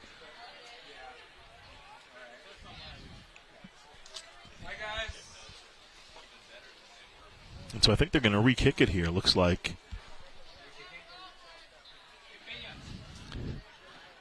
Now, remember last time, I think that Patriot elected to take it. I don't know why they wouldn't just take it where it went out of bounds there. The second kickoff that's gotten out of bounds. Now, we mentioned that middle part of the field, you see kind of some of the brown, the patches there in the middle of the field. The middle of that field is very slick, very hard to kind of plant your foot and get it going. And I was talking with Travis Carter before the game, and he was saying, they played last night and they watered the field today, which drove him a little bit. He kind of was scratching his head a little bit about that. Here's the pooch kick, and fielded at the 44-yard line, and that's where they'll start. Making the catch for Patriot was Diego Munoz. So 1st and 10 Patriot, I guess not wanting to kick it deep to either Felix or Marquette Moore. We've seen both Felix and Moore reach the end zone for Patriot tonight. So 1st and 10 from the 44, and Patriot will get it going. And Chris Fowler talking to him, their goal here is to make the playoffs. And we talked about tiebreakers. I think a win today for Patriot more or less gets them in, because they'd have the tiebreaker over Ramona, who they defeated a couple weeks ago. They'd have the tiebreaker over Arlington, who they beat last week. And then they would have the tiebreaker over Hillcrest. But right now the Trojans are in front. 1st and 10 from the 44. Munoz shifts in motion, and Felix takes it right into the middle of the defense, and down he goes at about the 45. A 1-yard gain. Getting up from the bottom of the pile. Looks like Aiden Parks. Yeah, it's Aiden Parks getting up from the bottom of the pile. So Felix is 10th carry. 112 yards for him. Just a junior. And Coach Fowler very effusive in his praise for Josiah Felix. 2nd down. Felix again just trying the teeth of the defense. Maldonado gets there among others. And down he goes. They'll give him another yard or two. 3rd down. You know, talking to Coach Fowler, was a varsity player as a freshman, and then last year broke his clavicle and missed a lot of the year. There's Felix taking it left side. Muhammad Alisi getting in there, along with Maldonado. 3rd down and 7 coming up, but Felix, obviously you've seen the talent today. He runs to contact as Miramontes rolling, looking to throw.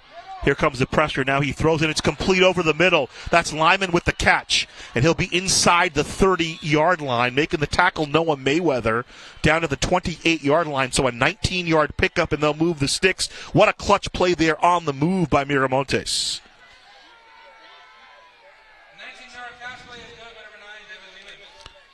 3rd catch for Lyman. He's got 24 yards on the night. And there's the senior now. That's the culture, the buy-in. Didn't have a catch last week, but did make a tackle on special teams, one of the returning starters. Line is the 29 officially, 1st and 10. Miramontes calls his own number, slips inside, puts his shoulder down, still on his feet. I believe Alhambra finally brings him down inside the 20. So about a dozen more yards there for Miramontes. But getting back to Lyman,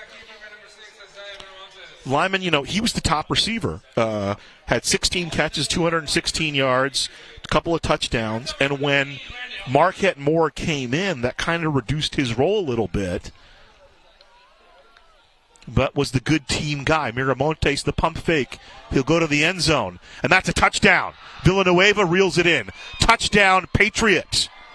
Miramontes' 2nd touchdown pass of the evening.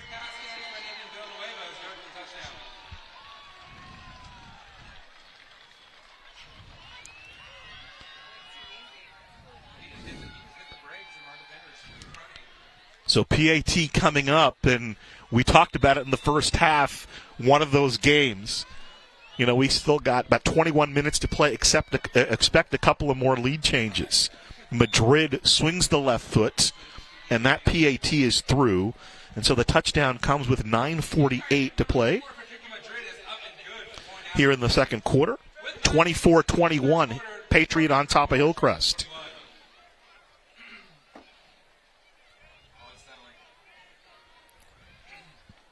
Look at that drive again. Miramontes, the pump fake there. And then Villanueva. Nice job coming back to the ball. McDowell had decent coverage there. The ball was kind of underthrown, and Villanueva comes back and snares it, the 17-yard touchdown. But those receivers, once Marquette Moore came in, we mentioned he was a transfer from Ontario, didn't play the first 5 weeks.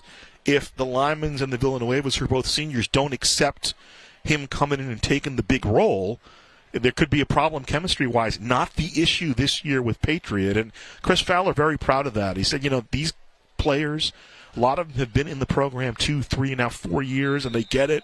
We've really kind of built a stronger culture. And one of the things he talked about is now, we talked about it with Miramontes, is Madrid kicks it away. Here's Ramos from the 9, stumbles down, but now he's going to back on his feet. Got a little bit of room, and he'll get hit straight up at about the 30-yard line. I think they got him up to the 31, and that's where he stopped. Tackle on the play made by Jonathan Cervantes for Patriot. But his senior class. The seniors now, they're the guys that kind of enforce the culture at Patriot. You know, they've lost some games late, and they really want to finish. They had a couple of close losses this year early, and you can tell they've learned from that, a 5-point win and a 3-point win in the last 2 weeks. I'm guessing this one will be a pretty close one, too, as Hillcrest will start it off. But what Coach Fowler has said is, you know, now we have our seniors on the sideline kind of enforcing the culture, and that's always a pleasant thing for coaches to see. Here's the throw by Alvarado, complete to about the 36. No, it was picked off. Stepping up and making the pick, Pablo Olvera. Turnover number 2 forced by this Patriot defense. Olvera with the pick. So second turnover. There was a fumble at 6:10 of the second quarter. And not a bad throw, just a good play. Olvera just makes the play. Steps in and pulls the ball away from McDowell.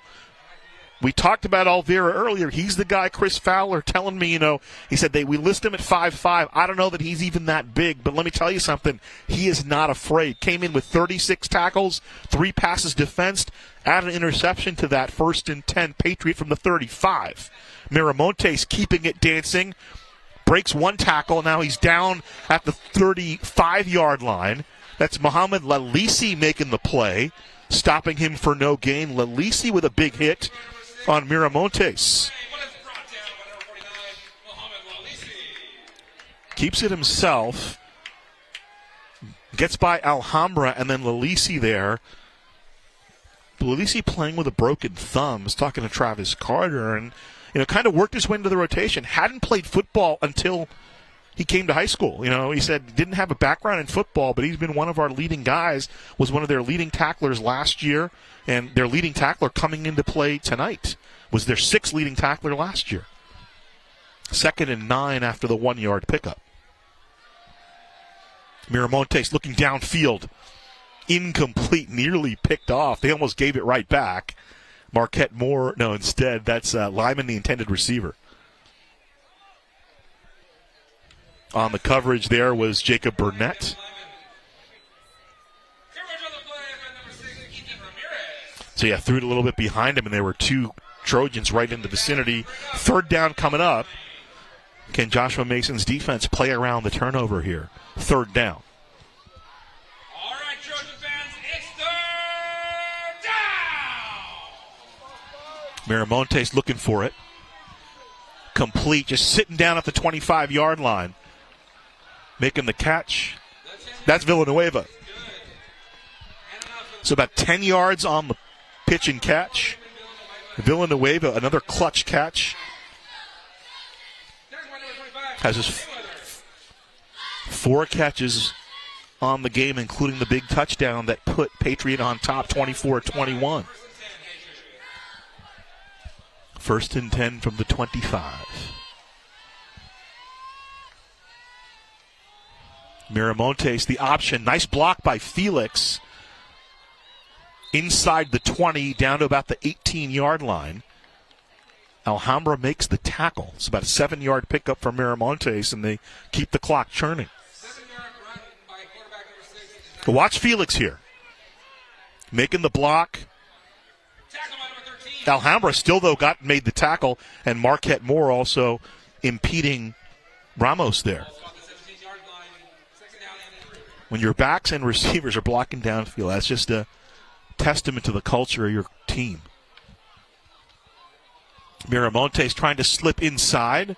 Nice block by Felix. He'll rumble down to about the 13-yard line, so give him 4 more. That should be a 1st down. Instead, it looks like they're going to mark him in the 15. So they're still going to move the sticks, though. So the sticks move up. They can get a 1st down to the 5 here. 24-21 Patriot. The interception by Olvera sets up the short field. Villanueva, top of the screen. Split out to the near side is Moore, and the near slot is Lyman.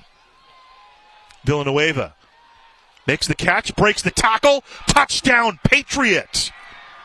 15-yard touchdown, the 2nd touchdown reception for Villanueva. 6 more for the Warriors, 30-21. So Villanueva with his second touchdown catch, third touchdown pass on the game for Miramontes. PAT coming from Freddie Madrid. So 2 turnovers by Hillcrest, both converted into scores. That's the difference in the game right now. 14 points for the Warriors off of turnovers, 31-21 with the PAT. We'll step aside and come back with more football. It's the CIF on Riverside TV.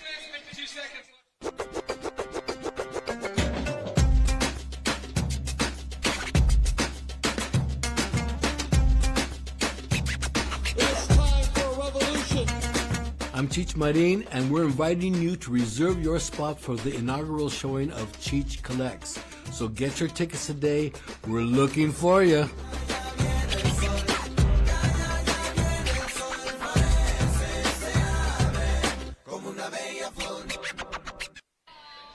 Here's another look at it. Miramontes lining it up. He knew exactly where he wanted to go, and then kind of the whiff on the tackle and into the end zone goes Villanueva.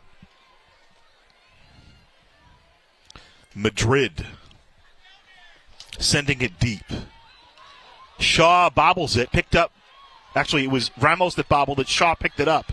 Here's Nicholas Shaw over the 30 and be spun down just over, inside the 35-yard line.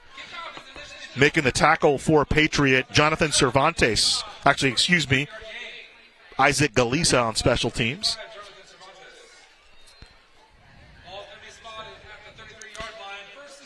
So here we go, 31-21 Hillcrest. Remember, they rallied back from 13 down last year against Patriot and lightning strike twice. 1st and 10 from the 33. 2 big turnovers, though, the difference right now. 14 points off turnovers for the Warriors.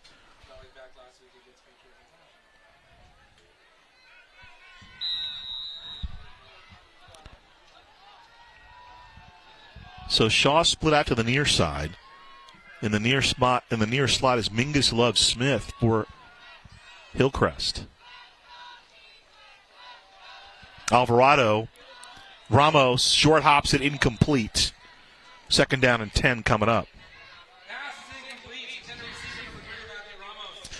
I believe that may be the first or second incompletion from Alvarado. Well, he's got the interception, obviously, but so he's 9 of 11 through the air for 203 yards. The touchdown to Shaw on the interception. And the touchdown to Ramos. 2nd and 10. Alvarado looking middle. He's got Shaw. No, he's got McDowell, down about the 35-yard line. A penalty flag on the play. I think we're going to see more yardage tacked onto that. So a 32-yard completion to McDowell. And we mentioned that middle of the field's been looking pretty good for Hillcrest. Alvarado, good ball, right in stride. McDowell catches it. Payan on him, drags him down. And I'm wondering if that's a face mask or a horse collar. Yeah, horse collar. So tack 15 more yards on. First penalty of the second half, it'll be a big one.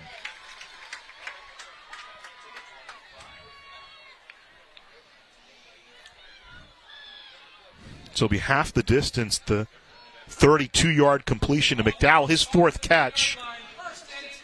4 catches for McDowell, 62 yards, and the ball moves down to the 20. Hillcrest down 10, trips to the far side. Vences running, twisting down inside the 15, tackled by Galiza.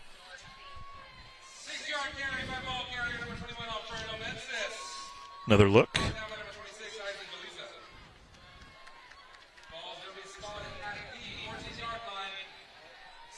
Ninth carry for Vences. He's got a touchdown already today. 2nd down. Alvarado looking middle.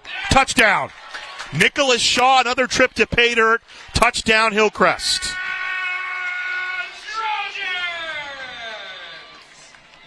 Fourth reception for Shaw. His 2nd touchdown. He's got 127 yards. And the answer from Hillcrest.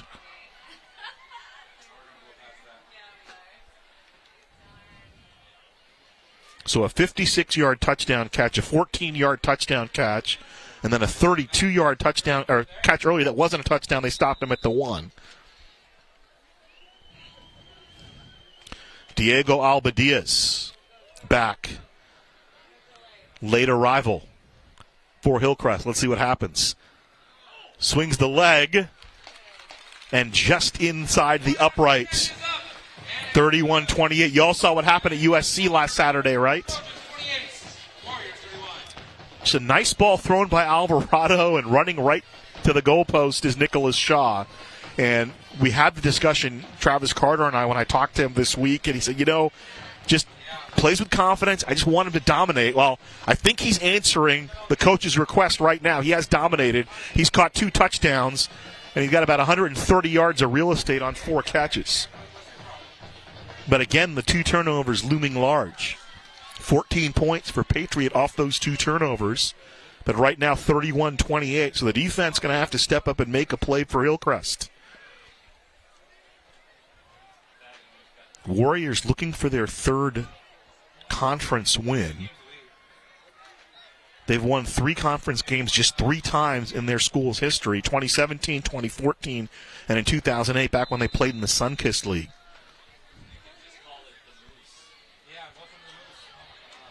Another short kick, fielded right at inside midfield.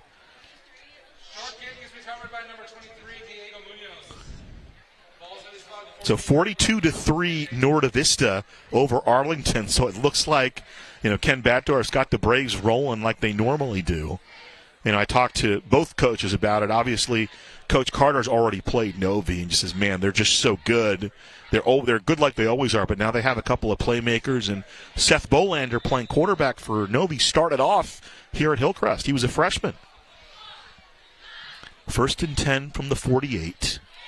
Patriot ball. Here's Felix running outside and it's tripped up. Nice play. Maldonado making a great play on defense, and he's got to mention Lalisi, the leading tackler, but Maldonado kind of the alpha dog there on the outside. He's their main outside rusher when they blitz, but really good against the run as well. 72 tackles on the year, had 8 tackles last week, 5 solo against Ramona, and he stops Felix there in his tracks. Big loss. Back to the 42, a 6-yard loss for Josiah Felix. 3-point lead for Patriot, but we had a number of lead changes already in this one. Miramontes lining it up, thrown to the outside. Lyman reels it in at the 45. Up back to the original line of scrimmage. Ramos punches him out. Mayweather was there as well. So maybe they got the loss back. Lyman with 4 catches, 30 yards on the game.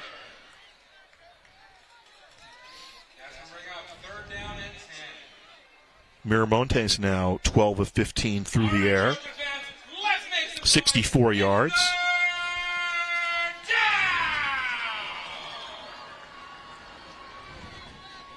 So 3rd and 10 coming up.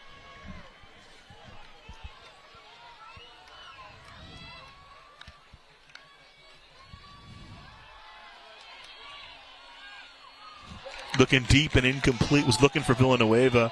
I think there was a little bit of a cross up there. Flag on the play. Alhambra kind of had his hands out to his sides.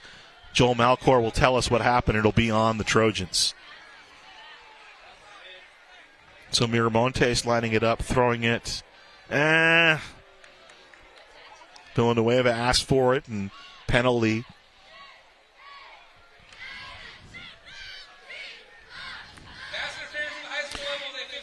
So 15 yards to the 38-yard line. It'll be 1st and 10.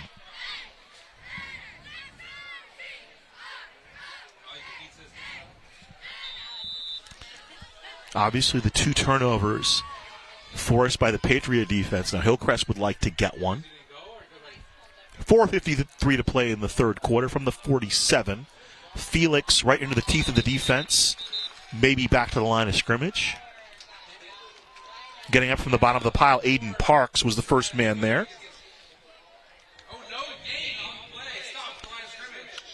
big boys up front.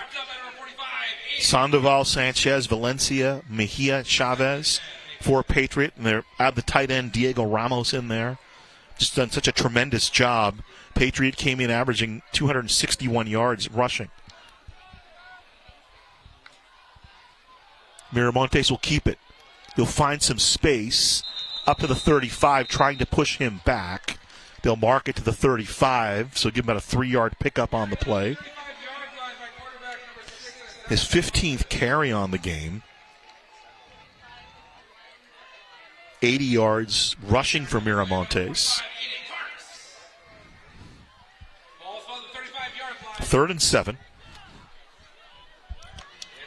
And now they're a threat on the air. Marquette Moore split out to the near side. Lyman in the near slot. Villanueva, who's been big today, split out to the far side. Ramos, the tight end, on the left side.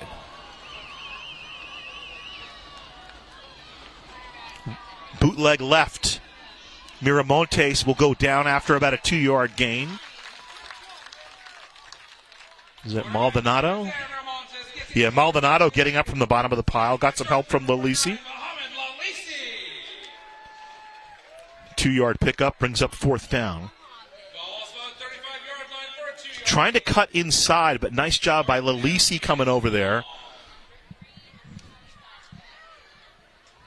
Mentioned did not have much of a background in football, and just one of those kids, Coach Carter says, kind of shows up and does everything you ask of him and just tries to get better every week, and been among the leading tacklers each of the last 2 years.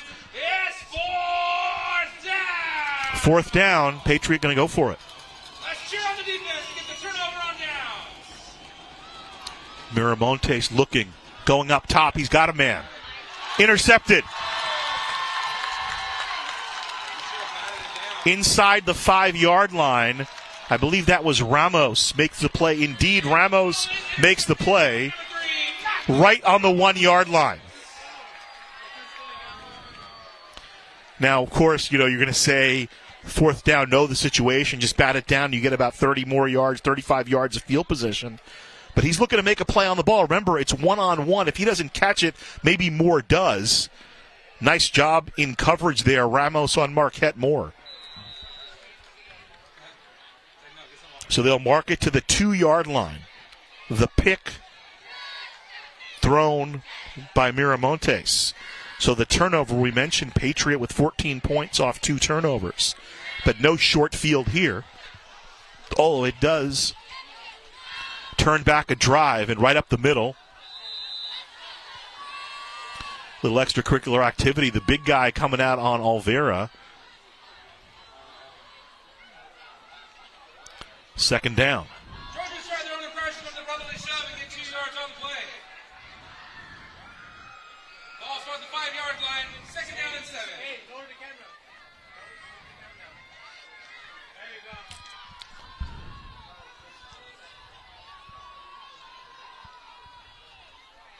go. Vensis running right, maybe back to the line of scrimmage. Godoy getting up from the bottom of the pile. Olvera was also in around the football. 3rd down coming up.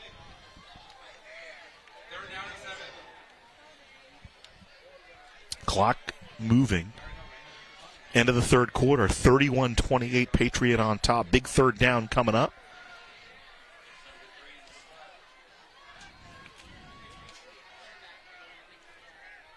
Front 3 has been stout for Patriot tonight.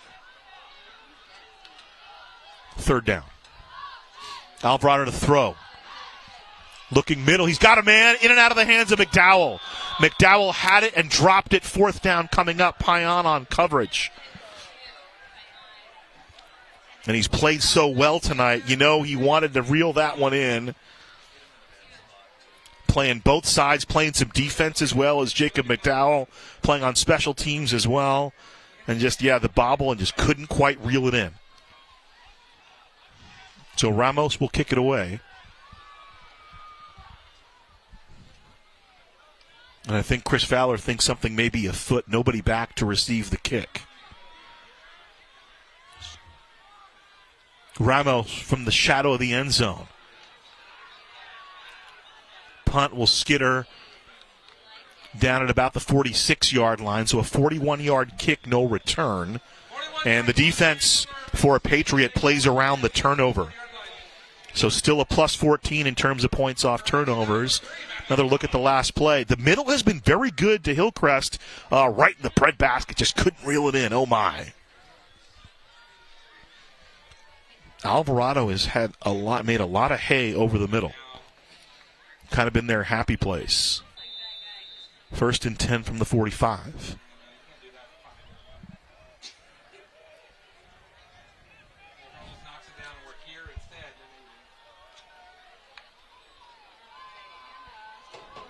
Feel it bouncing outside. And again, we talk about how he loves running through contract using that left side down at about the 44-yard line. Or should be the 41-yard line. 4 more yards for Felix. And the key for Patriot, they just want to keep that clock churning. They lead 31-28 here, play a little ball control. And that's kind of what they do. They have the added wrinkle now. They've added Marquette Moore, and obviously Miramontes, an experienced quarterback. They run about 57% of the time. And their message from their coach, hey, let's finish. Let's finish these games. Here's Felix running left. Down he goes. Gets inside the 40. James Maldonado with the tackle.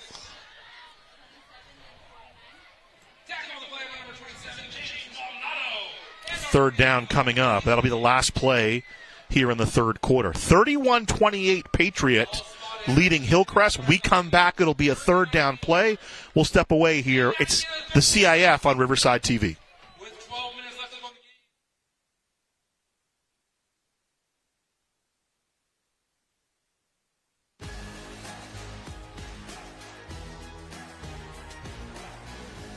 High school sports are one of the things that make living in California so great. But sometimes the behavior in the stands can overshadow our achievements on the field. I love it when my parents show up for me. But being booed for missing a play could be crushing. And remember that refs are people too. They're trying their best to call a fair and correct game. Hey, and enough with all the swearing. No one should feel insulted or ashamed because of their race, ethnicity, or gender. We should be able to hold our heads high after the match, win or lose.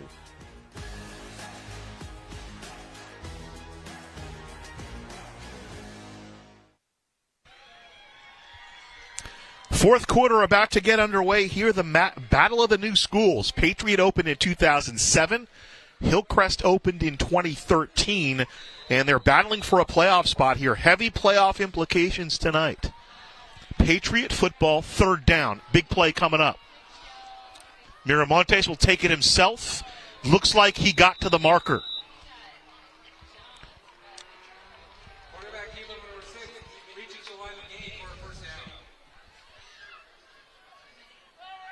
Aaron Candia around the ball. Robert Bustamante on the hit for Hillcrest. 5 more yards for Miramontes, who's been masterful both through the air and on the ground. Did throw the one interception to Ramos. That was more a play that Ramos made. 1st and 10 from the 35. Villanueva split out to the near side. Shifting is the tight end Ramos. And the ball on the turf. Diving on it, Miramontes. Heads up play back to the 42. 2nd down and about 17 coming up.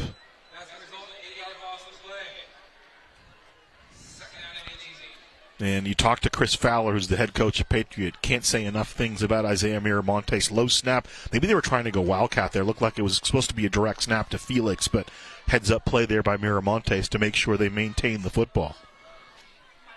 He said, one thing that Isaiah has learned this year, he's more of a vocal leader as a senior. And Coach Fowler said it's great to just see the maturity player, his 3rd year starting. And somebody jumped up front. Now, talking to Coach Travis Carter at Hillcrest, they're playing a lot of guys both ways now. Like, it's getting to that time of year where some of the seniors, we've seen McDowell playing on both sides, Ramos playing on both sides, and up front, the big linemen are playing on both sides. So that's Christian Benitez, who's the starting center, was in the middle there, jumped, and he's, now playing defensive line as well as offensive line. So 5 yards on the play back to the 38. Miramonte is going to go for it. Throw it down one-on-one.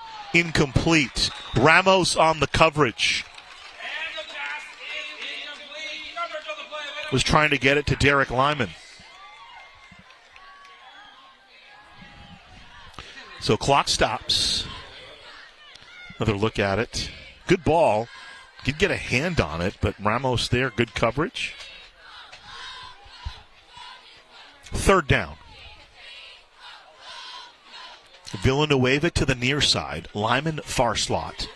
Moore far side.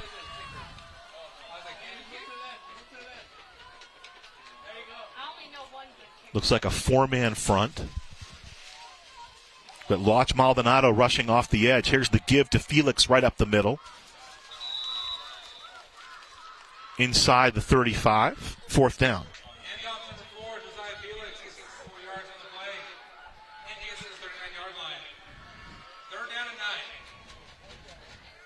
So fourth down coming up, and they'll keep the offense out there.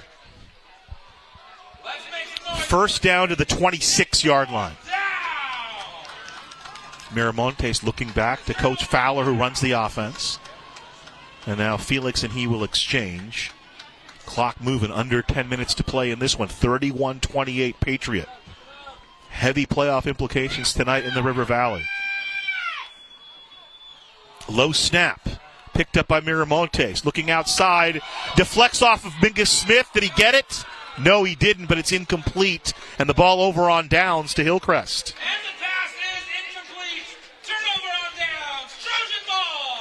Mingus loves Smith on the play. Watch it again. Low snap, and they were going to go for Lyman. The coverage on the outside deflects off Villanueva's hands, and the ball in the air, but didn't matter. It was fourth down, and the Hillcrest will bring their offense out. Warriors, the message all week has been finish. And I was talking to Chris Fowler. They lost a game by one score to Grand Terrace. They lost a game by 2 points earlier to Serrano.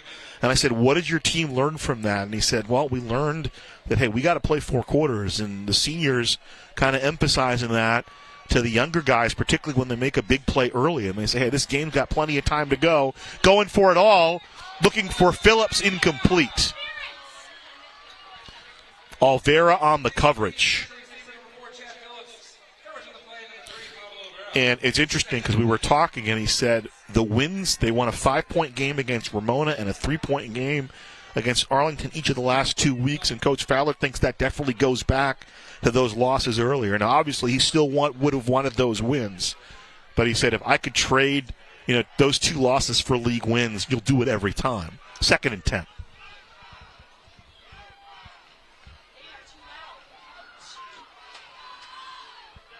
Play action over the middle, complete to McDowell, and tripped up right at midfield.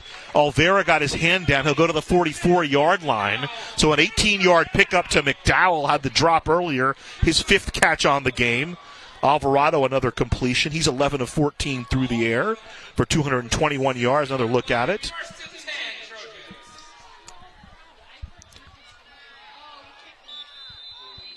Down goes Vences. Maybe to the line of scrimmage.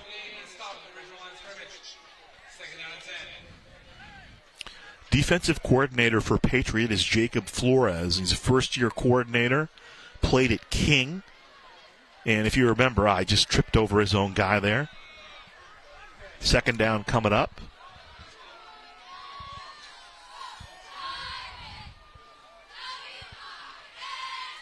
Play action, Alvarado throwing.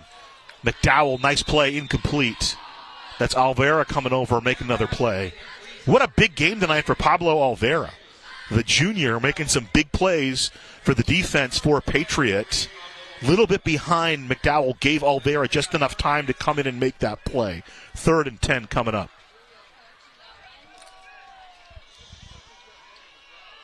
I'm guessing this is probably 4-down territory for the Trojans. Let's see. 3-man front. McDowell in motion. They'll give it to him on the end around. Ramos to throw it. Now it closes up, and Ramos will run the football. Villanueva spins him down. It'll be down at about the 42, so 4 yards after all that. Number 3, Matthew Ramos, runs for a 5-yard gain and gets to about the 42-yard line. Fourth down coming up. Nice job by Nate Villanueva. Villanueva, obviously the younger brother of Ray Villanueva.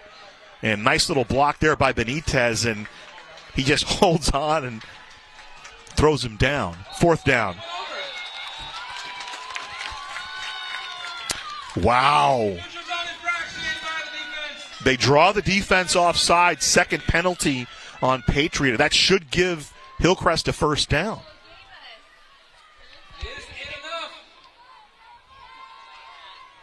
Right at the marker, they're going to talk about it. First down. So 31-28, the Warriors trying to hold on to this one, but Hillcrest driving.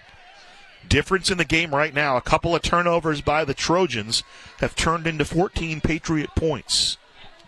But the home team on homecoming driving for the go-ahead score.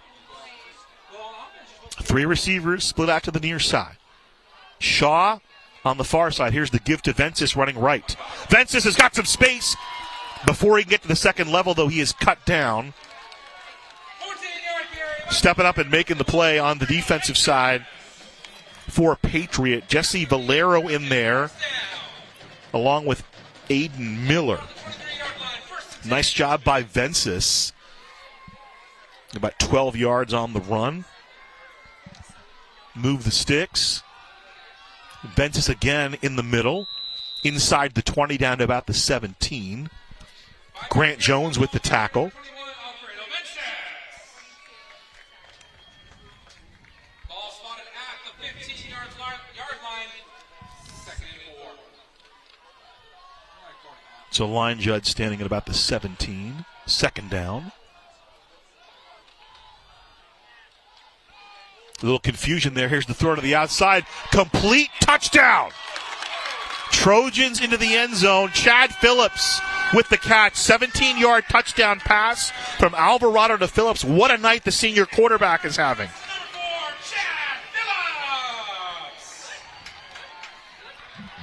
Hillcrest takes the lead. 7:09 to play fourth quarter. Another lead change. Surprise, surprise. Homecoming crowd loving it for Hillcrest.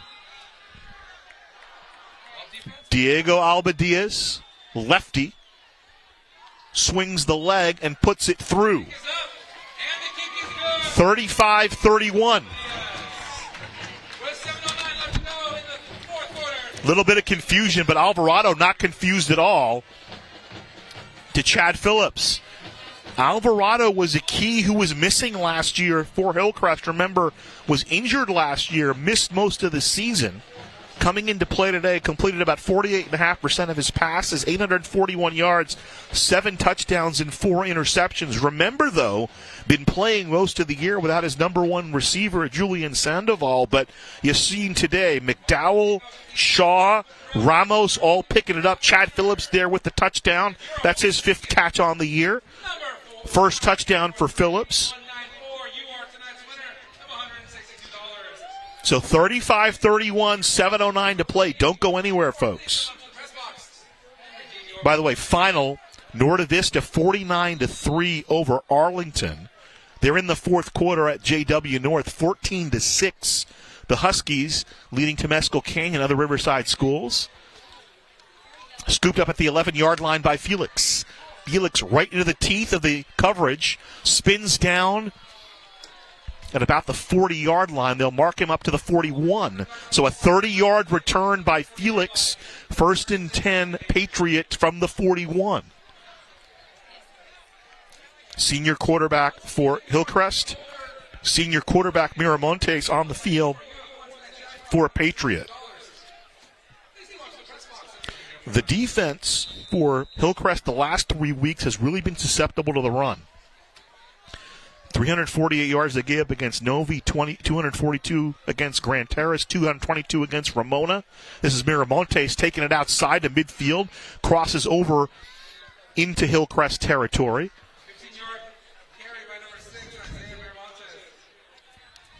They'll mark him up to the 46-yard line. So 13-yard pickup there.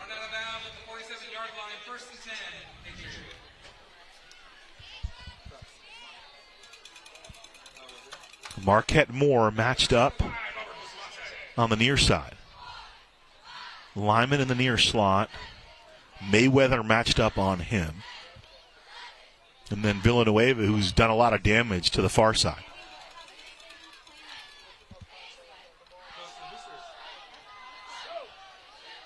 Felix gets outside, inside the 40. Shoved out of bounds by Bustamante. They'll mark him inside the 40 to the 39-yard line. 7 yards on the play.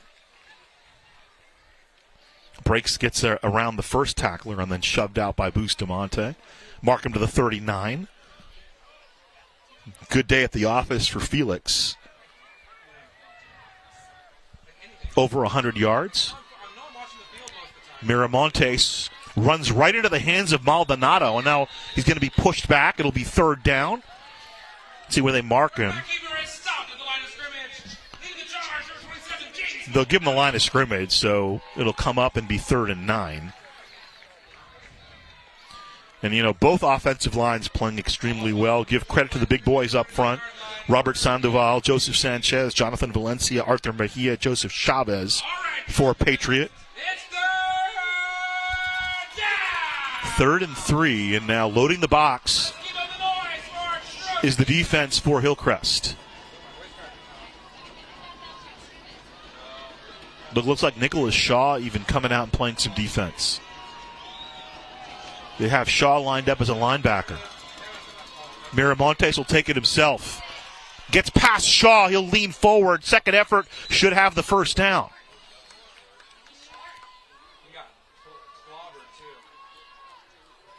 Looks like Shaw might have had him. Watch the replay here. They had the right idea. Shaw sheds the block, and actually, that's Alhambra.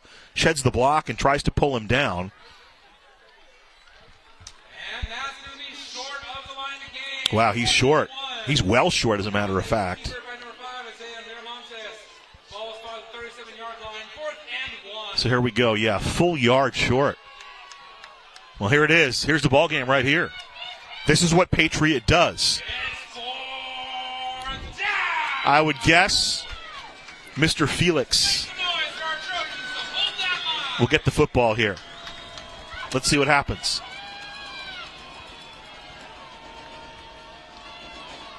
Miramontes takes it. He's got the first down. Miramontes over the right side. Running behind Sandoval and Sanchez. Sanchez last year, came out for football, wasn't eligible, but made some friends on the team, got his grades up, and Coach Fowler says, you know what, he gives me everything he's got, and that's all I can ask for. And he's kind of anchoring the line on that right side, and he was unsure. He was like, my grades, this, that, and the other, and Coach Fowler said, listen, you sit down, you do the work, we'll get you the grades. And sure enough, it's worked out well. The big number 70. And Coach Fowler said maybe he has an opportunity. He'll get an opportunity to play beyond high school. From the 33, first down. Thrown to the outside, complete inside the 30 to about the 27-yard line. That's Diego Ramos, the senior tight end.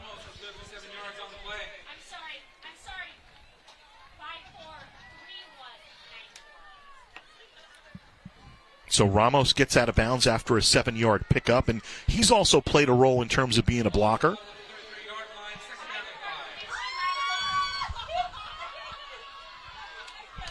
You see him standing there next to Arthur Mejia and Joseph Chavez on the right side of that offensive line.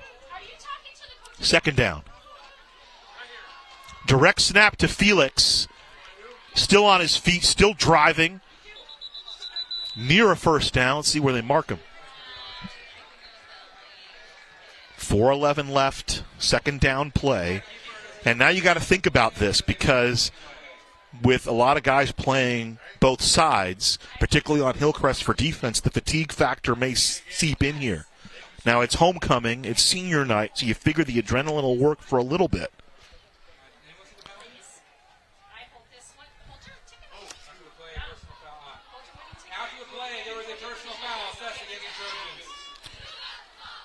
So a personal foul will move it half the distance.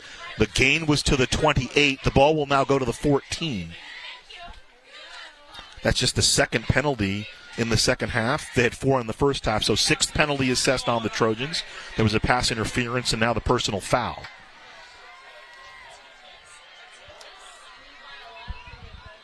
So a big stand coming up for the Trojan defense.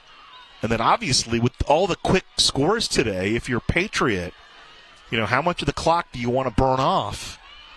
But obviously you got to get the score. 35-31. Hillcrest, the home team, on top. Been a whale of a game. Direct snap to Felix running left all the way down inside the 5, ridden down at about the 3-yard line. Lalisi there along with Matt Ramos. And Ramos, you see the helmet have come off. So, yeah, call it the 3-yard line. And the direct snap to Felix. Running left. And, yeah, Ramos there, Lalisi there. I mean, Mayweather got his nose in there as well. And 1st and goal coming up. Clock continuing to move. So now you're Travis Carter. When do you think about maybe calling timeout?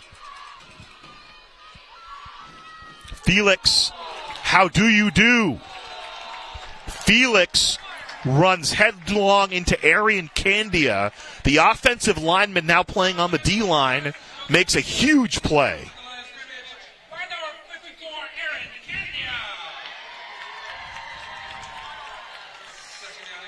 So a good give here, and then Candia just sheds his block, and he's in the right place at the right time. 2nd and goal. Miramontes takes it himself. Still on his feet, still driving. They're going to stop him at the 1-yard line.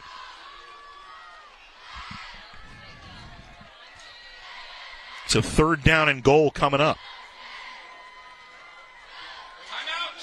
And the Trojans call a timeout. Oh, actually, no, that is a foot because they got inside the 2.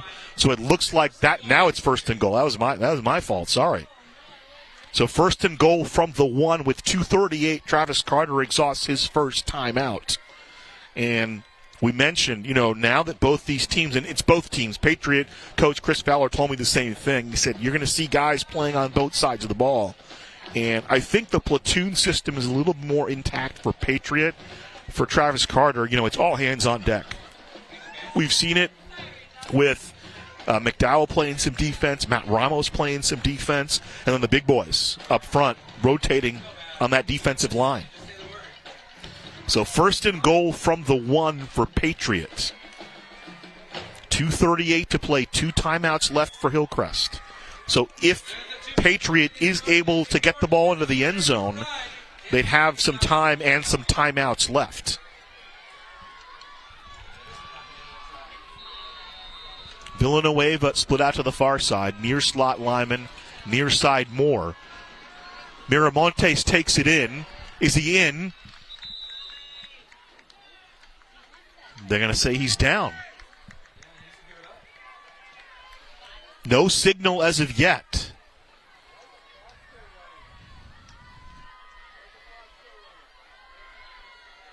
Wow. Look at that. The nose of the football rests on the goal line.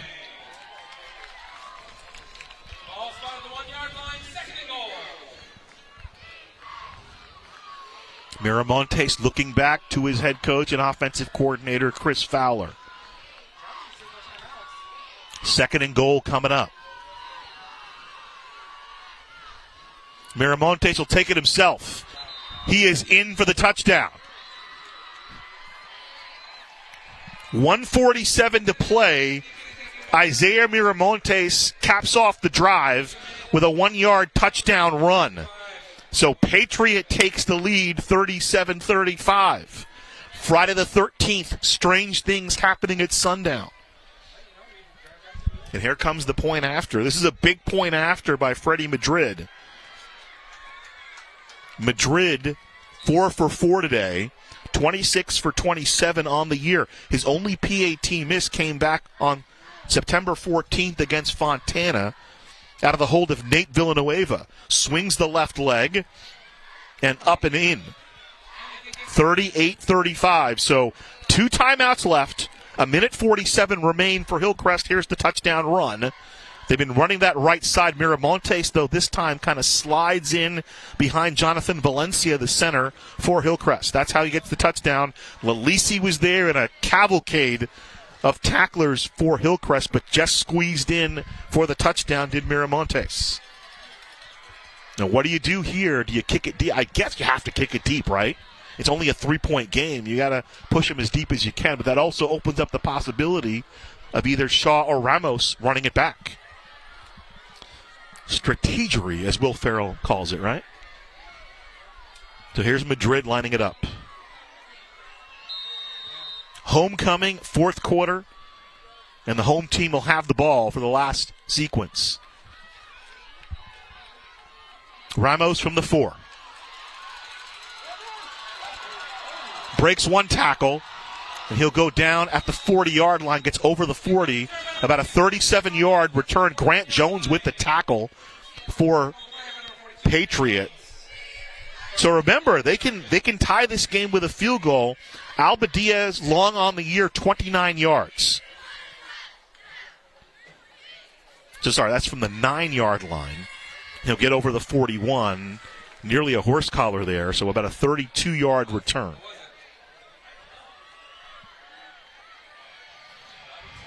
Now, watch the middle of the field. Now, particularly, we talked about how, oh, wow, so that's going to be a 15-yarder. That I guess they did call the horse collar. So the 7th penalty against Patriot. 60 penalty yards and into Patriot territory.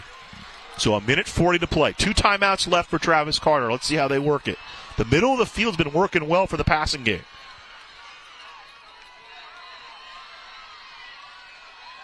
Alvarado over the middle. Complete to McDowell. And a touchdown-saving tackle at about the 13-yard line. Surprise, surprise, Pablo Olvera. Remember, McDowell had the drop earlier. 29-yard pickup to the 13. Alvarado, what a game for him, his senior year. Vences runs it. Vences surges up to about the 5-yard line. 8 yards on the play. Clock continuing to run. Looking back to the sideline, you see Alvarado there. McDowell in the near slot. Phillips split out to the near side. Far slot, Ramos.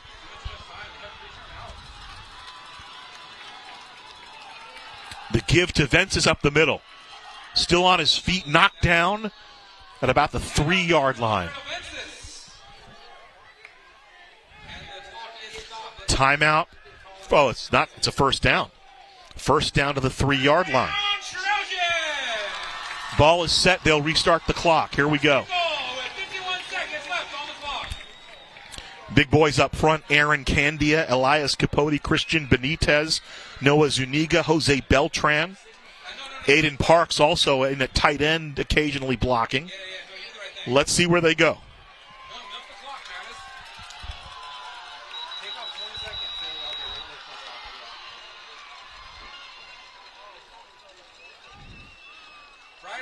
Oh, false start. So a 5-yard mark off. It'll bring it back to the 7-yard line.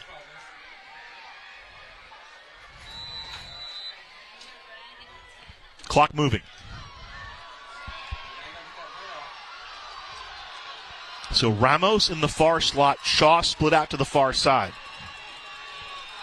Shaw's had a big game tonight. Let's see if they go that direction. They can look the other way. Here's the throw. McDowell can't come up with it. Clock stops with 21 seconds to play.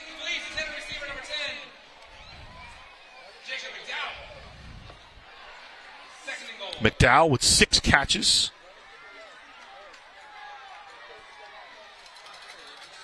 $99 yards.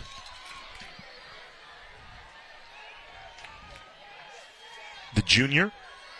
Came in averaging 9.5 yards a catch.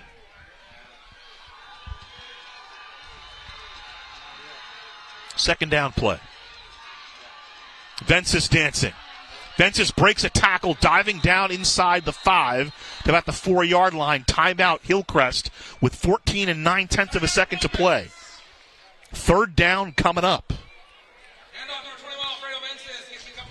How about deja vu all over again? Last year, these teams met at Rubidoux High, October 7th, and it came down to the final play of the game for Hillcrest, and they walked away with a 42-41 win.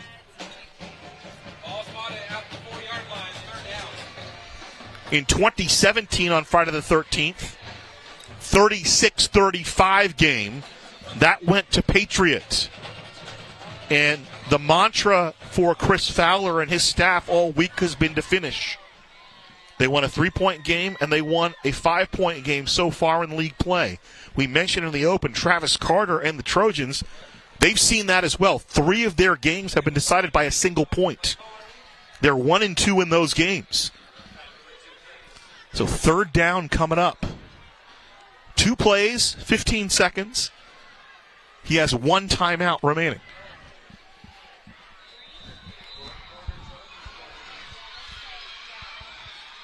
So it looks like Ramos in a quarterback. Ramos in a quarterback for the Trojans. Run the option. Ramos is stood up right at the 5-yard line. Villanueva there. Also stepping up to make a play, Josh Pearson, 4th down. That's the final timeout for Hillcrest. So 1 play is going to come down to this play. Another look at it. Nice surge by the defensive front. Look at Big Godoy in there. And we talk about him occupying 2 blockers. He was one-on-one there, but he slowed the play up enough to allow the rest of the defense, Pearson, to sneak in there and make the play. That's the senior Nicholas Godoy. Godoy's older brother, Gage, also played at Patriot. And they went, they were playing a lot of 43s. You got to look at the huddle here for Hillcrest. They went to the 3-4 because his size, he could occupy multiple blockers. Help the linebackers get to the ball a little bit quicker. Here we go.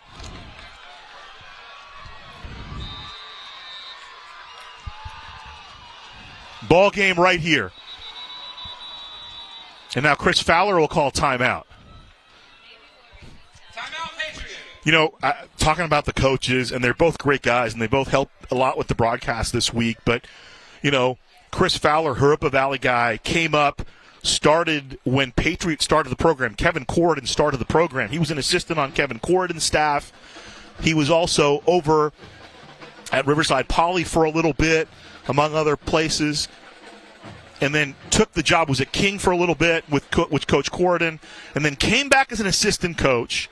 And then for a year kind of shared head coaching duties and took over in 2014. And, Travis Carter obviously played for Ken Mashinsky at King and then I believe he started at Arlington and then was under John Brandon at Hillcrest before taking the helm in 2019. And now here we go. Huge play here. This is the ball game.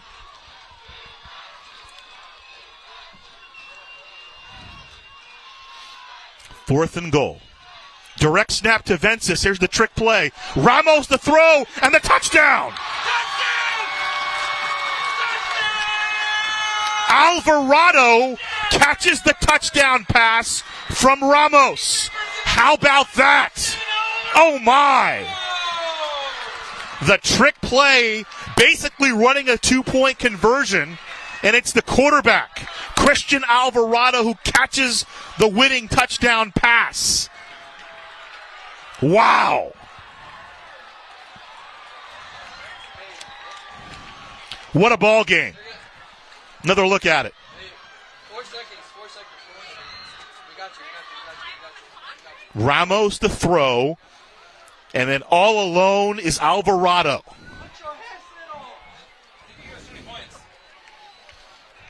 So they're going to put 4 seconds back on the clock, and here's the PAT.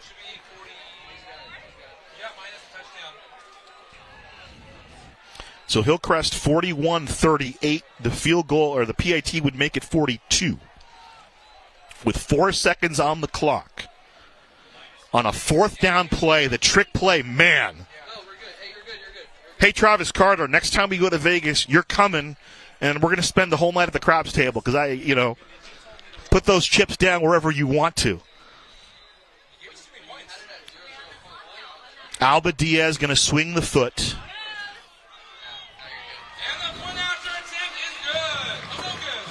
Misses it. So now 41-38, but not enough time. Wow. A 3-point game, but Patriot, you can fair catch a kickoff and then try a field goal, but, I'm guessing at this point Hillcrest would just boom it deep to kill the clock, unless there's a penalty. Wow. Homecoming crowd loving it here at Zach Erb Stadium. Talk about playoff implications. What a huge win for Hillcrest. Vences to Ramos to Alvarado. They're setting this play up, by the way, setting it up all night. Number of angles on the game-winning play. I'll bet you with Travis Carter, the crap table in Vegas, he calls hop all the time. Here we go.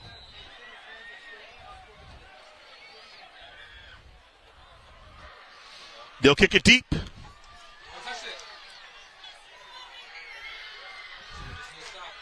And he stumbles.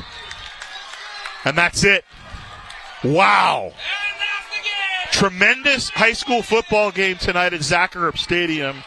We'll have Travis Carter as the teams shake hands. Wow, what a win. 6th straight win for Hillcrest over Patriot. Friday the 13th proves to be lucky for the Trojans. What a play at the end. The trick play from the mind of Travis Carter with the winning touchdown. 4 seconds left on the clock, and that was it. But, man, a well-played game on both sides. But a huge win for Hillcrest here. 2-1 now. They've already played Norte Vista. They'll play La Sierra next week. And that game, that final game against Arlington, could end up being the game that decides one of the AQs out of the River Valley League. And it kind of brings everything back, because if Patriots 3-0 and Novi's 3-0, everybody's kind of chasing each other. This kind of settles everything in. Novi's the number 1, but Hillcrest, Patriot, both 2-1. And now this really opens it up for Ramona and Arlington. They have another bite. Remember, Arlington lost tonight to Novi, but 2 games left for them as well.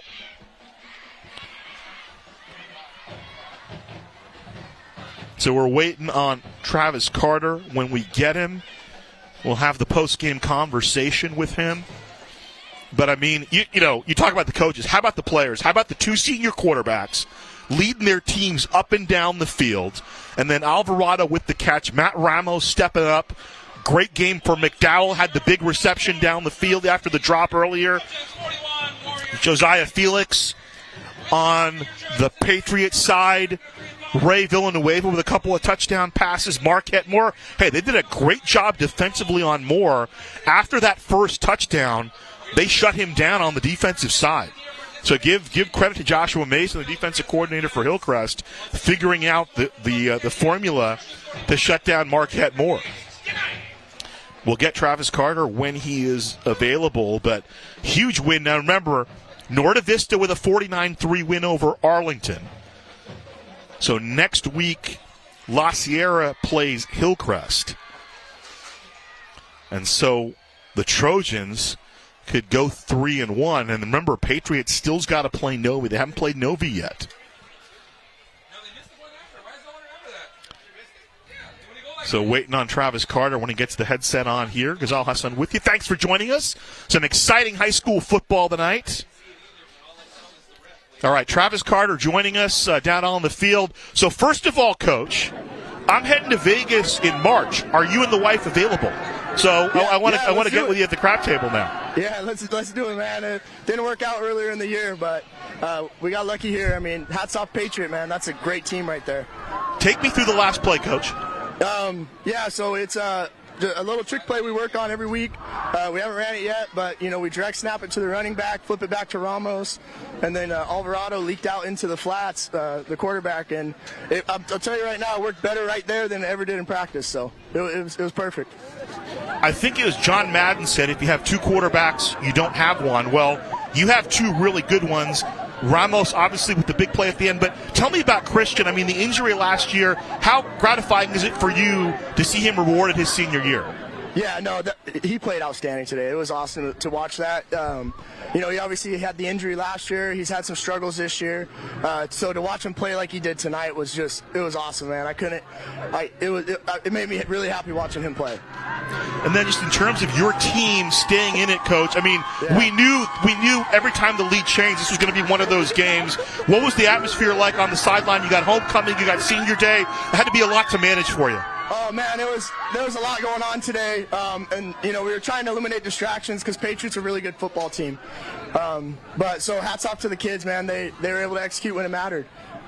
Congratulations to you, Coach Fowler. Phenomenal football game tonight, Coach. Congratulations. Hey, thanks, Gazal. All right, man. Travis Carter joining us on the postgame. Appreciate you as well, Coach.